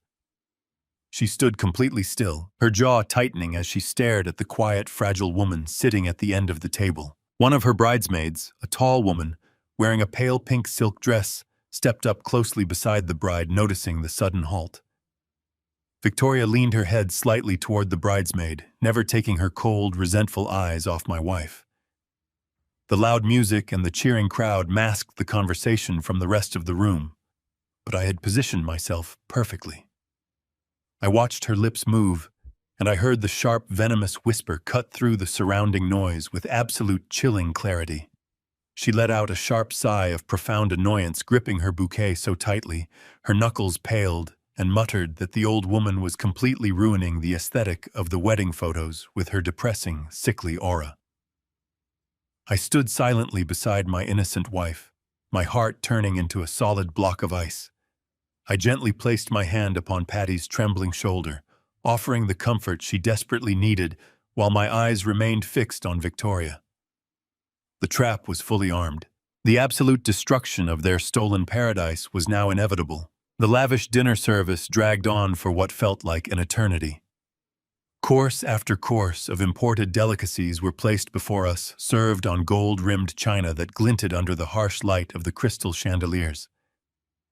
I sat perfectly still beside my wife, watching the opulent circus unfold with the detached clinical observation of a coroner. The champagne flowed endlessly, poured by waiters who hovered like anxious ghosts around the high society guests. Every clink of crystal, every burst of shallow networking laughter served as a grating reminder of the stolen millions currently funding this grotesque charade. Lucas sat completely paralyzed at the center of the head table. He had abandoned his meal entirely, choosing instead to systematically drain glass after glass of dark bourbon. The heavy liquor did nothing to ease the frantic, terrified shifting of his eyes. He was a man waiting for an executioner he could not see. He never once looked in our direction. He never checked to see if his dying mother was comfortable.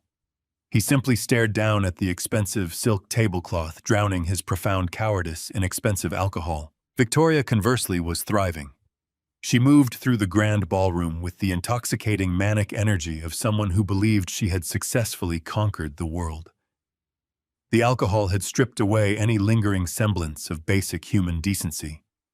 She laughed too loudly, draped herself over the shoulders of wealthy real estate developers, and demanded constant, unrelenting attention from every single person in the room. She was practically vibrating with a toxic combination of expensive champagne and unchecked narcissism. When she finally returned to the head table, she did not sit down. She paced behind the chairs, her custom-beaded gown rustling like a nest of vipers. I watched the aggressive flush of alcohol spreading across her chest and neck.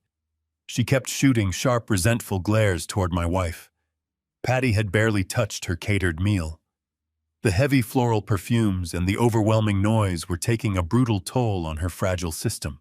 She sat quietly, with her hands folded tightly in her lap. Her breathing shallow, doing absolutely everything in her power to remain invisible so her son could enjoy his perfect day. She was completely oblivious to the vicious, predatory gaze of the woman standing just a few feet away. The clinking of silverware against crystal signaled the beginning of the evening speeches. The string quartet faded into silence. The low murmur of 300 guests slowly died down as the spotlight shifted to the center of the room.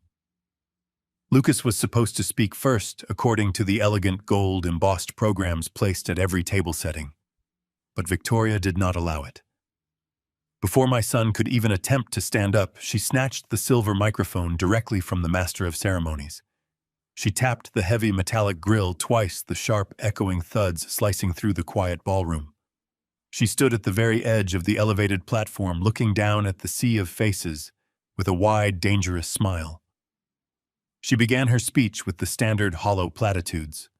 She thanked her wealthy colleagues for attending, making sure to drop the names of several prominent luxury developers in the audience. She spoke about her immaculate vision for the future, detailing the massive architectural projects she planned to spearhead now that she was a married woman with substantial, newly acquired capital. She spoke exclusively about herself, her ambitions, and her exquisite taste. She did not mention my son's name once during the first 5 minutes of her address. Lucas simply sat there, staring at the bottom of his empty bourbon glass, a pathetic accessory in her grand production. Then the tone of her voice began to fundamentally change. The practiced corporate sweetness completely evaporated, replaced by a slurred, aggressive edge. She took a slow, deliberate sip from her champagne flute and let out a harsh, echoing laugh. She told the crowded room that weddings were historically about pretending. She declared that for far too long, society had forced people to hide behind polite smiles and manufactured perfection. She gripped the microphone tighter, her knuckles turning white. She announced that she was absolutely sick of pretending.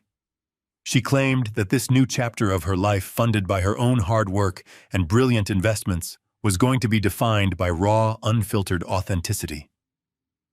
The guests shifted uncomfortably in their seats.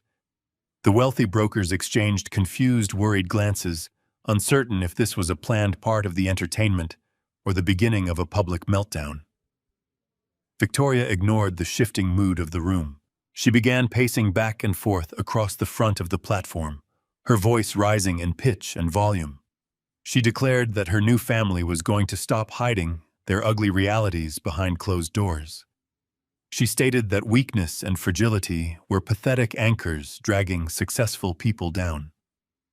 She preached that those who were strong, those who were beautiful and capable had a moral obligation to prune away the dead branches of their lives. Her words were sharp, vicious daggers disguised as a bizarre motivational monologue. The silence in the ballroom became suffocating.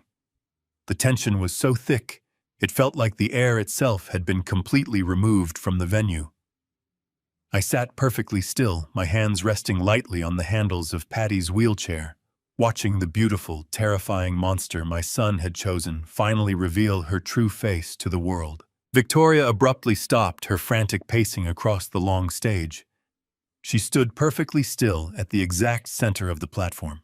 She slowly lowered the expensive crystal champagne glass away from her glossy red lips. She slowly turned her entire body, completely ignoring the 300 wealthy guests, completely ignoring her paralyzed, terrified husband. Her cold, predatory eyes locked directly onto my frail, terrified wife.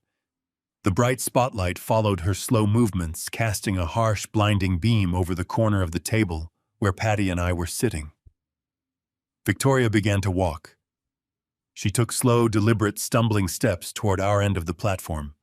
Her beaded gown dragged heavily across the polished wood. She never broke eye contact with Patty. The malicious, arrogant smirk twisting her face deepened with every single step she took. She was no longer performing for the massive, silent crowd. She was zeroing in on the weakest target in the room, driven by a cruel, intoxicated desire to display her absolute dominance. I felt a sudden sharp tremor run through Patty's fragile body. My wife reached back, her cold, trembling fingers frantically searching for my hand. I intertwined my fingers with hers, giving her a firm, silent squeeze. I kept my face entirely devoid of emotion, but every muscle in my body immediately locked into place. I watched Victoria raise the microphone back up to her lips, closing the final few feet between us. I knew exactly what kind of monster she truly was. I knew what she was capable of. The trap was ready to spring tomorrow, but as I watched her towering over my sick, defenseless wife, I realized with absolute horrifying certainty that Victoria was about to do something unspeakable right now. The harsh glare of the spotlight illuminated the cruel, intoxicated triumph on her face. Victoria leaned into the silver microphone, the sharp feedback echoing off the mirrored walls of the grand ballroom. She let out a dramatic sigh. She stated that her wedding demanded absolute transparency. She slurred slightly, the expensive champagne muddling her pronunciation. She declared that for far too long, the people in this family had hidden behind fake appearances. She claimed that weakness was a choice, a manipulative performance designed to steal attention from those who truly deserved the spotlight. Her eyes, dark and entirely devoid of human empathy, bored into the terrified face of my wife. Patty shrank back against the leather upholstery of her wheelchair, her breathing shallow and erratic. She raised her frail hands, instinctively clutching the collar of her dress, bracing herself for a verbal assault. But Victoria was not satisfied with mere words. She wanted a physical demonstration of her absolute dominance. She wanted to break the woman who had dared to bring the ugly reality of mortality into her perfect, glittering sanctuary. Victoria took one final deliberate step forward, closing the distance. She did not issue a warning. She did not offer a final cutting remark. She simply reached out with her left hand, her manicured fingers curling like the talons of a bird of prey. With a swift, violent motion, she grabbed a thick handful of Patty's chestnut wig. My wife let out a sharp, breathless gasp of pure terror as Victoria yanked her arm backward. The sudden force of the motion snapped Patty's head back against the wheelchair.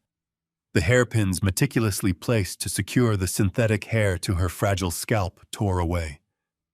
The wig came off, entirely dangling from Victoria's fist like a hunting trophy. The sheer, unadulterated cruelty of the act seemed to freeze the very air in the room. Victoria held the wig aloft for a fraction of a second, a victorious, utterly deranged smirk twisting her features before she casually tossed it over her shoulder. It landed on the pristine white tablecloth, a dark, lifeless heap among the imported orchids and crystal champagne flutes. The brilliant, unforgiving light of the crystal chandeliers beat down directly upon my wife. Patty was left completely exposed, her bare scalp pale and marked by the harsh chemical ravages of intense chemotherapy, was laid bare before 300 wealthy strangers. She looked impossibly small, stripped of the final desperate layer of dignity she had fought so hard to maintain. A guttural, agonizing sob tore from her throat, a sound of such profound humiliation and despair that it will haunt my nightmares until the day I die. She brought her trembling, thin hands up to her face, attempting to hide her shame from the hundreds of eyes suddenly locked upon her. Her narrow shoulders shook violently as she wept, her small frame collapsing inward, crushed by the overwhelming weight of the public degradation. She had endured months of grueling medical treatments, faced the terrifying prospect of her own mortality, and pushed through agonizing pain just to witness her son's happiness. And this was her reward. This public execution of her pride was the gift her future daughter-in-law had chosen to bestow upon her. For 5 agonizing seconds, the grand ballroom was plunged into a dead, suffocating silence. The wealthy real estate brokers, the luxury developers, and the high society elite sat completely paralyzed, their champagne glasses suspended in midair. The sheer shock of the assault held the entire room hostage. Then the silence was shattered by a sound far worse than the initial gasp. From the corner of the head table, the soft, cruel sound of drunken giggling erupted. Victoria's bridesmaids, clad in their pale pink silk dresses, were covering their mouths, exchanging amused, condescending glances as they looked at my weeping wife. Their laughter was a sickening endorsement of the atrocity that had just occurred. I slowly turned my head, shifting my gaze away from the laughing women and looking directly at my son. Lucas was standing barely 10 feet away. He had watched his bride physically assault his dying mother. He saw the bare-scarred scalp of the woman who had raised him. He heard the agonizing sobs echoing through the silent room. He had the opportunity to step forward, to be a man, to shield his mother from the cruelty he had brought into her life. Instead, Lucas took a distinct, deliberate step backward. He lowered his head, staring intently at the polished floorboards, completely surrendering to his cowardice. He did absolutely nothing. He allowed the humiliation to continue, paralyzed by his own pathetic weakness and his absolute submission to the monster he was about to marry. The final lingering ember of hope I held for my family was permanently extinguished, replaced by a cold, calculating void. The time for playing the weak, grieving father had officially concluded. I did not yell. I did not scream or curse or throw my glass across the room. A public tantrum would only feed the chaotic, dramatic spectacle Victoria was so desperately trying to create.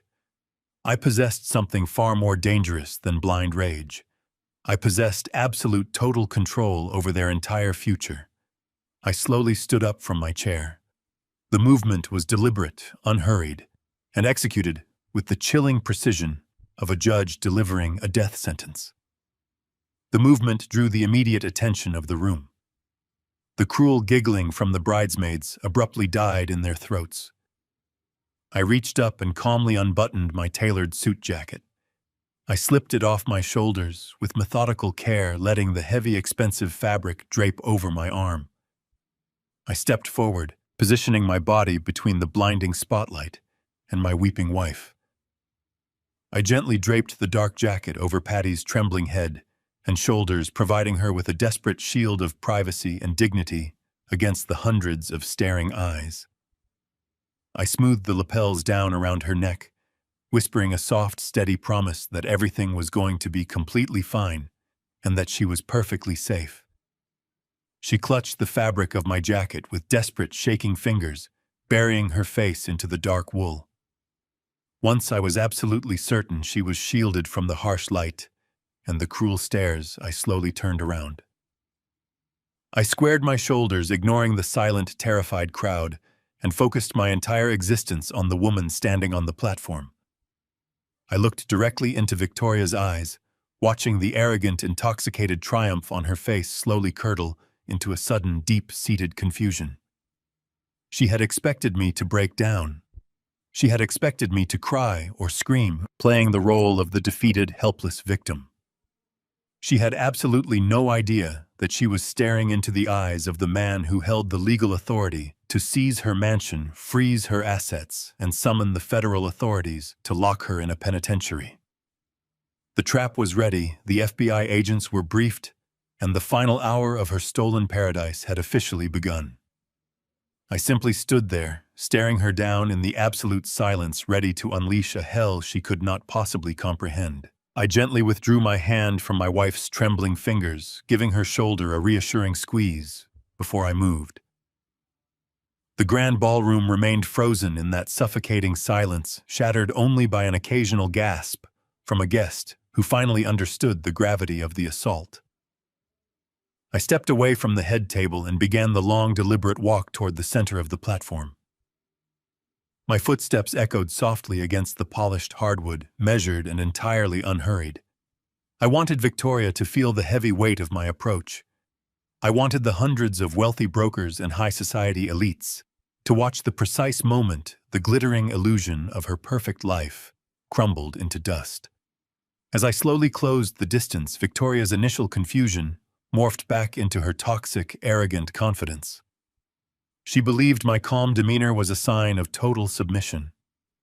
She assumed that, like my cowardly son, I was stepping forward to apologize, to smooth over the awkwardness, to surrender completely to her dominance to avoid a public scene. She stood under the harsh spotlight, the silver microphone clutched tightly in her hand, her chest heaving slightly from the alcohol, and the sudden adrenaline of her cruel stunt. When I was just a few feet away, she leaned back and let out a soft, condescending chuckle. It was a terrible sound designed to reduce me to the status of a defeated, obedient servant in front of her peers. I stopped directly in front of her. I did not let a single trace of the boiling rage inside my chest reach my face. I reached smoothly into the inner pocket of my suit jacket and retrieved the thick, heavy manila envelope Thomas Gallagher had handed me 24 hours prior. The crisp white paper caught the light of the crystal chandeliers, creating a stark contrast to the glittering beads sewn into her wedding gown. Victoria looked down at the envelope. Her eyes immediately gleamed with absolute, greedy certainty. She brought the silver microphone back up to her red lips, turning her head slightly so her voice would project flawlessly over the massive sound system she had demanded. She smirked a vicious, triumphant curl of her mouth, revealing her absolute lack of humanity. "Oh, look," she slurred smoothly, her voice bouncing off the mirrored walls. "The old man is finally handing over the warehouse deed. It certainly took you long enough to realize who is actually running this family." A low murmur rippled through the audience. A few friends clapped politely, foolishly, assuming this was a planned part of the family dynamic. Lucas, however, did not clap. I saw him entirely out of the corner of my eye. He had finally lifted his heavy head from the floor, and his face had completely drained of all color. He was staring at the thick white envelope with a sudden dawning terror, perhaps recognizing the heavy distinctive watermark of a premier Chicago law firm, or perhaps simply realizing that I would never hand over the legal deed to my commercial empire in such a quiet, defeated manner. But Victoria noticed absolutely none of this. She was completely blinded by her own ravenous ambition and her intoxicating sense of power. I held the envelope out to her. My hand was perfectly steady. She snatched it from my grasp with the eager, violent grace of a starving animal. She did not bother to carefully open the protective flap. She dug her sharp manicured nails under the tight seal and aggressively ripped the thick paper apart, tearing the top edge in her desperate haste. She pulled out the dense stack of legal documents. I watched her dark eyes dart to the top of the very first page. I watched the exact fraction of a second when her alcohol-soaked brain processed the large, bold, unforgiving legal header printed across the premium paper. Notice of acceleration. Demand for payment in full. $2,500,000. The physical transformation was absolute and immediate. The drunken, arrogant flush completely vanished from her chest and neck, replaced instantly by an ashen, sickly pallor that made her look like a ghost. The cruel, mocking smirk was entirely wiped away, leaving her mouth hanging slightly open in pure, unadulterated shock. Her hands, which had so violently ripped the chestnut wig from my dying wife's head just moments ago, began to tremble uncontrollably. The thick pages of the legal notice shook violently, rustling loudly against the sensitive microphone she was still clutching in her left hand. She blinked rapidly, her eyes frantically scanning the dense, complicated legal text, desperately searching for a punchline, a terrible mistake, or an elusive loophole. She read the strict clauses detailing the immediate seizure of the unlisted luxury mansion located in Aspen. She read the aggressive clauses demanding the immediate freezing of all secondary shell company assets. But far more importantly, she read the specific name of the anonymous offshore trust that now officially held her fraudulent debt, and she saw my personal signature clearly listed as the sole managing director. She slowly raised her wide eyes from the paper. The look she gave me was no longer predatory or dominant. It was the frantic, hollow stare of trapped prey, realizing the cage had slammed shut. She took a stumbling, uncoordinated step backward, the heel of her expensive designer shoe catching roughly on the long hem of her custom gown. She turned her head frantically toward Lucas, offering a silent, desperate plea for an explanation for a rescue, but my son was already rapidly retreating. Lucas had backed away from the head table entirely, pressing his shaking shoulders hard against the mirrored wall of the ballroom, looking as though he might be physically sick. He understood exactly what those complex legal papers meant. He knew the devastating acceleration clause had been formally triggered. He knew they had exactly 24 hours to magically produce $2.5 million in liquid cash, or they would face immediate federal indictment for severe bank fraud. Victoria very slowly turned her face back to me. Her glossy lips moved, but absolutely no sound came out at all. She looked down at the silver microphone in her hand, as if she had entirely forgotten what it was. I took one deliberate step forward, completely closing the small physical distance between us. I did not violently snatch the microphone from her trembling, weak fingers.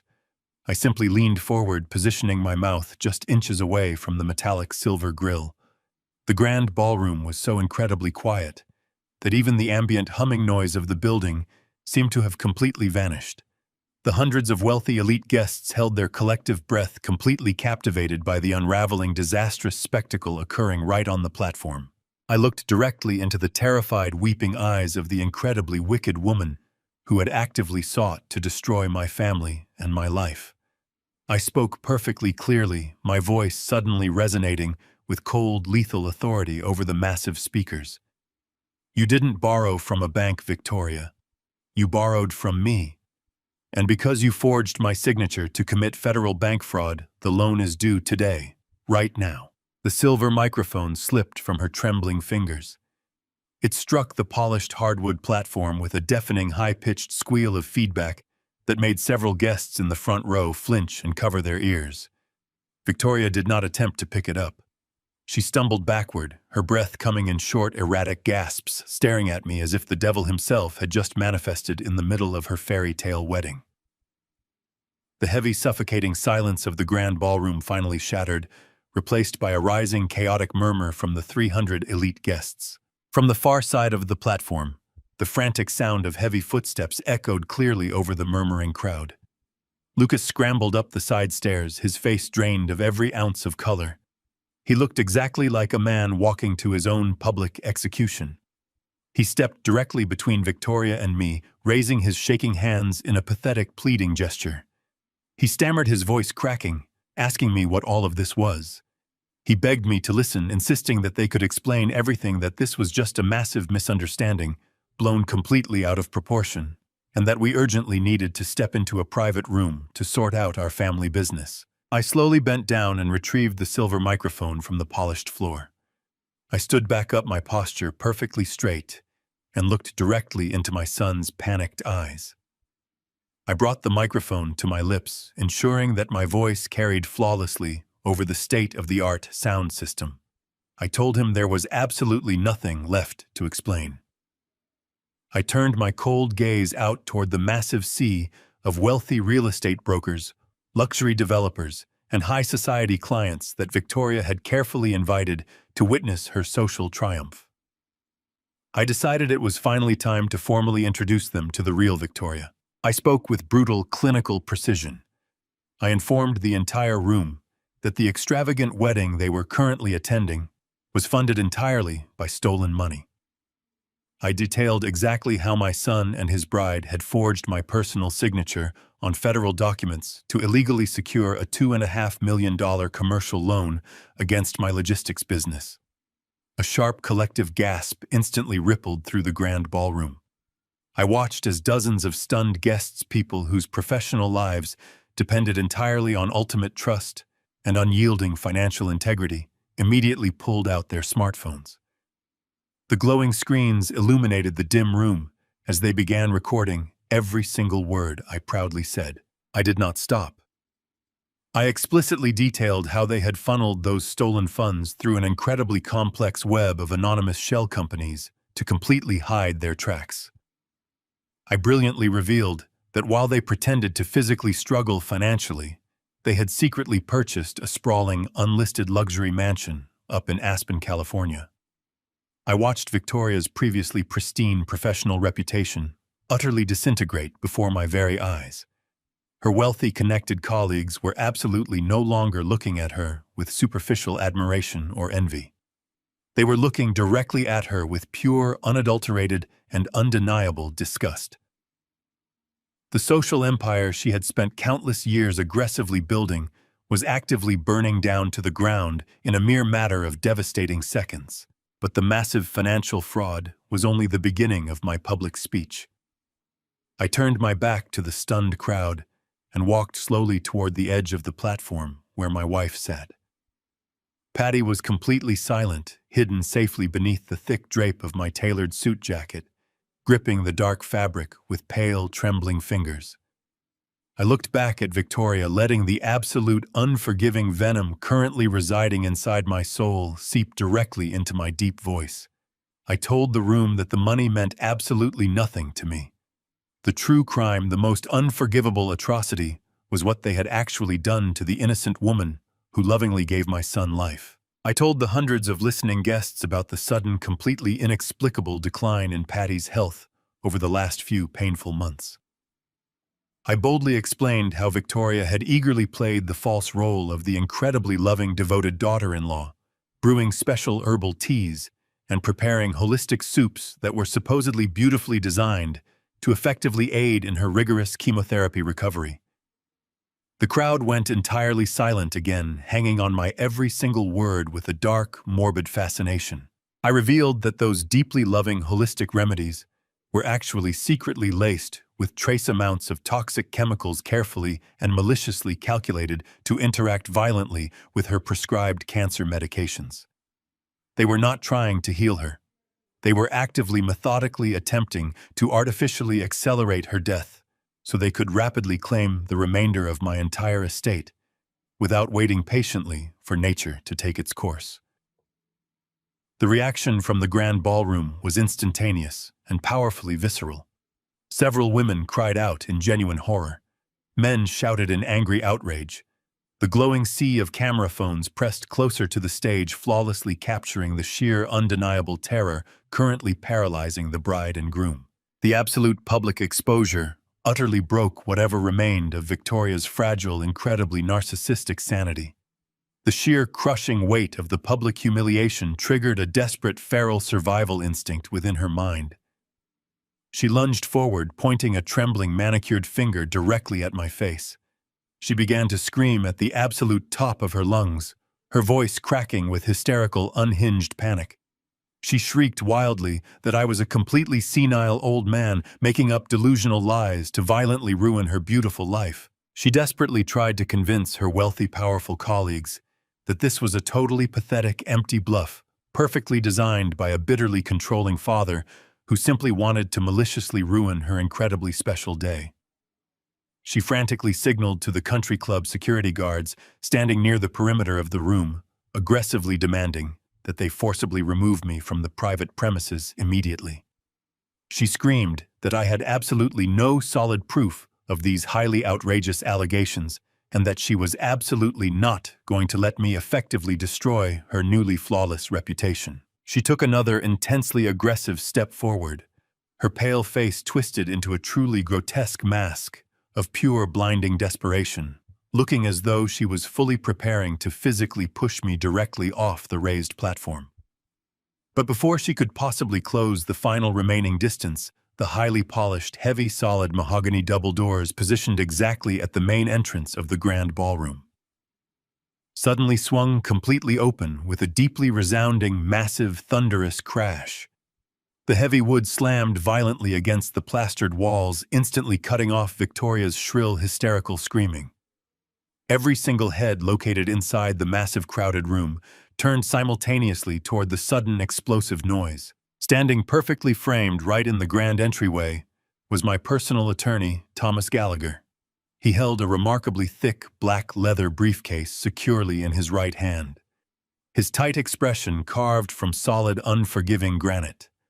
Flanking him on either side, moving with swift, highly synchronized, and totally unmistakable authority, were three stern, heavily built men wearing dark, tactical windbreakers.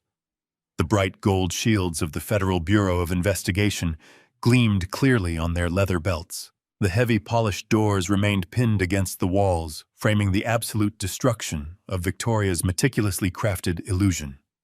Thomas Gallagher stepped fully into the brilliantly lit ballroom, his leather briefcase swinging with methodical precision at his side.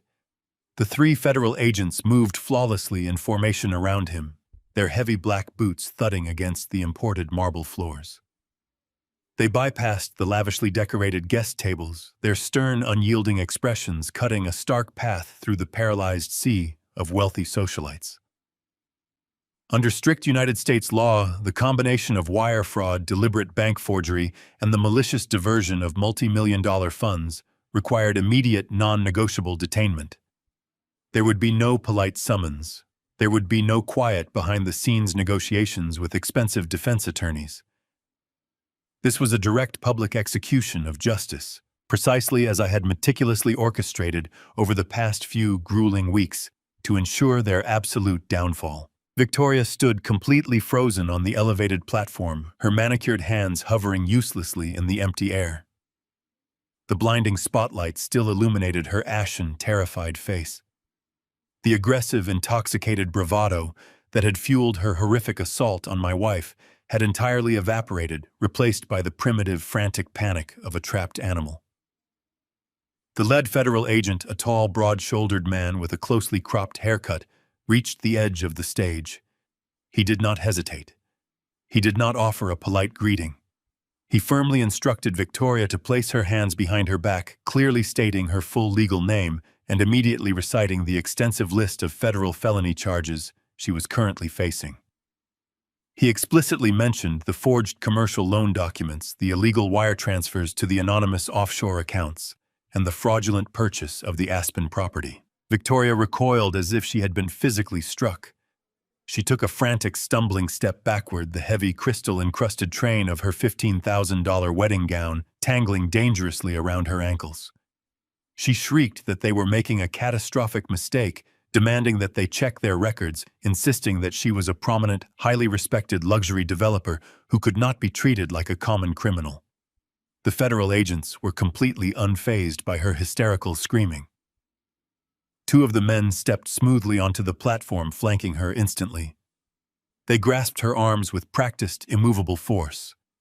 Victoria thrashed violently, her diamond tiara slipping from her perfectly styled hair and clattering onto the floor. The sharp, unmistakable click of heavy metal handcuffs echoing through the silent room sounded like the ultimate final closing of a vault. The cold steel locked securely around her wrists, effectively pinning her arms behind the delicate, sheer lace back of her extravagant designer gown. Seeing his powerful, dominant bride reduced to a shrieking, restrained prisoner finally shattered whatever fragile mental barrier Lucas had been clinging to. He violently pushed himself away from the mirrored wall, his face streaked with sudden, desperate tears.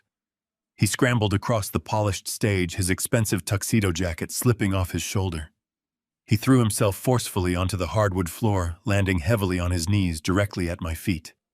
He reached out with shaking, sweaty hands, desperately grabbing the fabric of my trousers. He looked up at me, his eyes wide with a pathetic, childish terror, completely ignoring the federal agents securing his new wife. He sobbed uncontrollably, begging me to stop them, pleading that we were a family and that we could simply talk about everything behind closed doors. He swore that he never wanted any of this to happen, that Victoria had manipulated him, and that he was incredibly sorry for everything. I did not step back. I did not attempt to pull my legs away from his frantic, desperate grasp. I simply stood there looking down at the weeping, pathetic creature, groveling on the floor. I felt absolutely no warmth, no pity, and no paternal instinct toward him. My heart was a solid, impenetrable block of glacial ice. I looked directly into his red, swollen eyes, making absolutely certain he heard every single syllable I was about to deliver. I kept my voice incredibly calm, yet it resonated with a devastating absolute finality. I told him that he had stood silently by while the woman he loved, slowly and deliberately, poisoned his own mother. I reminded him that he had chosen to look away, choosing cowardly submission over basic human decency. I explicitly pointed out that he had stood perfectly still and allowed his bride to violently rip the wig from his dying mother's head, and that he had allowed those cruel bridesmaids to laugh at her profound humiliation. I stated perfectly clearly that a man who could watch his innocent mother suffer such agonizing abuse for the sake of a stolen mansion was no longer a part of my bloodline. I looked down at him with profound, unyielding disgust and told him that he was absolutely no son of mine. Lucas collapsed forward, burying his face against my shoes, wailing with a pathetic, hollow grief that generated no sympathy. I smoothly stepped out of his weak grasp, stepping carefully around his trembling body. Behind me, Victoria had completely lost the final remnants of her sanity. She was screaming like a wild, untamed banshee, kicking her expensive heels and twisting violently against the firm grip of the federal agents. Her hideous shrieks of rage and denial echoed terribly off the high ceilings as they physically dragged her down the stairs and forcefully marched her down the long center aisle of the ballroom. The 300 elite guests did not stay to offer their support. The wealthy brokers, the developers, and the high society socialites were already scrambling frantically toward the side exits, desperate to distance themselves from the radioactive fallout of a massive federal criminal investigation. The grand, opulent wedding had officially disintegrated into total, irreversible ruin. I turned my back on the absolute chaos, completely dismissing my sobbing former son from my reality. I walked back to the edge of the table where my beloved wife patiently sat. Patty was still trembling softly beneath the heavy protective drape of my dark suit jacket. I knelt down securely beside her metallic wheelchair, gently placing my warm hands directly over hers. I spoke to her in a soft, deeply comforting whisper, promising her that the terrifying nightmare was permanently over, that the cruel monsters had been completely removed from our lives, and that absolutely nobody would ever be allowed to maliciously hurt or publicly humiliate her again. I slowly stood back up and securely gripped the rubber handles of her medical wheelchair. I did not cast a single glance back at Lucas, who was still weeping alone on the completely empty stage. I turned the wheelchair around and began to deliberately push Patty smoothly across the imported marble floors, navigating a calm, steady, and extremely careful path through the numerous overturned wooden chairs, the hastily abandoned crystal champagne flutes, and the scattered, completely useless imported white roses. We walked slowly and quietly out of the ruined, empty ballroom, together, completely leaving the shattered, aggressively burning remains of Lucas and Victoria's desperately stolen life far behind us in the cold dark. The passage of 3 months felt less like a simple turning of calendar pages and much more like emerging from a suffocating, lightless cavern into the brilliant warmth of a new morning. The chaotic, aggressive fallout from that disastrous wedding reception at the Chicago Country Club was swift, merciless, and absolutely final. Victoria and Lucas never even saw the inside of a honeymoon suite. Instead, they were immediately transported into federal custody, where they have remained securely locked in federal holding cells without the possibility of bail. The sheer scale and brazen audacity of their financial crimes, combined with the incredibly compelling evidence of their malicious tampering with my wife's medical treatments, prompted the federal judge to classify them both as extreme flight risks. The magnificent, unlisted luxury mansion hidden away in Aspen, along with the custom designer wardrobe, the expensive diamond jewelry, and the sleek new Porsche they had so arrogantly paraded around the city, were immediately seized by government authorities. Their sprawling, meticulously curated empire of lies collapsed into a pile of worthless ash. I systematically and permanently divorced my son from every single aspect of my life. I legally removed his name from all inheritance documents, severed every remaining familial tie, and ensured he would never again have the opportunity to cast his dark, toxic shadow over our peaceful existence. He chose his path of greed and cowardice, and now he must walk it entirely alone. The swift, aggressive liquidation of their fraudulently acquired assets successfully returned the stolen $2.5 million directly back into my personal accounts. That recovered money did not go back into a dormant retirement fund. Instead, it became the exact key to unlocking a literal miracle for the woman who deserved it the most. We immediately utilized those recovered funds to enroll Patty in a highly exclusive revolutionary immune cell therapy program at a premier oncology research center. Unburdened by the toxic, chemically laced holistic soups Victoria had been secretly feeding her Patty's fragile body, finally had a genuine fighting chance to heal. The transformation over the last 90 days has been nothing short of breathtaking. This morning, the crisp, cool autumn breeze sweeping off the vast expanse of Lake Michigan carried the sweet, unmistakable scent of genuine hope. Patty and I sat quietly side by side on a weathered wooden park bench, watching the gentle, rhythmic waves break against the rocky shoreline. The heavy folding wheelchair that had once confined her was completely gone. She sat upright, her posture radiating a quiet, profound strength that had been absent for far too long. The dark, heavy circles that used to bruise the delicate skin beneath her eyes had entirely faded, replaced by a warm, healthy flush of life. Her recent medical reports confirmed what my own eyes could already clearly see. Her aggressive cancer markers were dropping with miraculous, unprecedented speed. The revolutionary therapy was actively working, targeting and destroying the illness that had nearly stolen her away from me. I reached over and gently took her hand, marveling at the returning warmth in her fingers. I looked at her head, deeply moved by the sight of her beautiful, natural hair beginning to grow back. A soft, elegant crown of silver and chestnut curls was slowly replacing the painful, scarred reality she had endured under the harsh ballroom spotlights. She turned her face toward the bright morning sun, closing her eyes and taking a deep, unhindered breath of the fresh lake air. A serene, beautiful smile touched her lips, completely unburdened by the crushing weight of betrayal and deceit that had suffocated our home for the better part of a year. We had successfully excised the deadly malignant cancer from our family tree just in time. The toxic greed and the profound cruelty that Lucas and Victoria brought into our lives had been completely eradicated, leaving behind a profound, unbreakable peace. We lost a son to the corrupting, relentless allure of wealth and status, but in that painful, necessary severance, we successfully reclaimed our own lives. As I sat there holding my beloved wife's hand, watching the brilliant golden sunlight violently dance across the gently rippling surface of the deep blue water, I knew with absolute, incredibly unwavering certainty that our true story was never going to end in a tragic, quiet defeat. The incredibly chilling memory of that grand, entirely ruined ballroom feels incredibly distant right now, washed away completely by the steady, deeply comforting rhythm of the beautifully crashing waves. We no longer look back at the violently shattered remnants of that dark, painful past.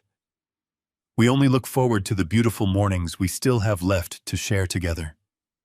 We had successfully and completely survived the absolute darkest, most devastatingly treacherous storm of our entire lives. Family is often portrayed as an unbreakable bond, but shared blood does not grant anyone the right to abuse, manipulate, or exploit you. True love is always rooted in mutual respect, careful compassion, and deep integrity, never greed. When those closest to you wear masks of deceit, to strip you of your dignity, setting rigid boundaries is not an act of cruelty. It is an act of pure survival. Never let the guilt of family ties force you to quietly endure toxic behavior. Protect your peace, safeguard your personal legacy, and remember that walking away is the absolute greatest victory. If this story opened your eyes, please hit the like button and subscribe so you never miss our next thrilling story. Feel completely free to openly share your personal experiences regarding cutting ties with highly toxic family members in the comments section below. I strictly read every single one. Thanks.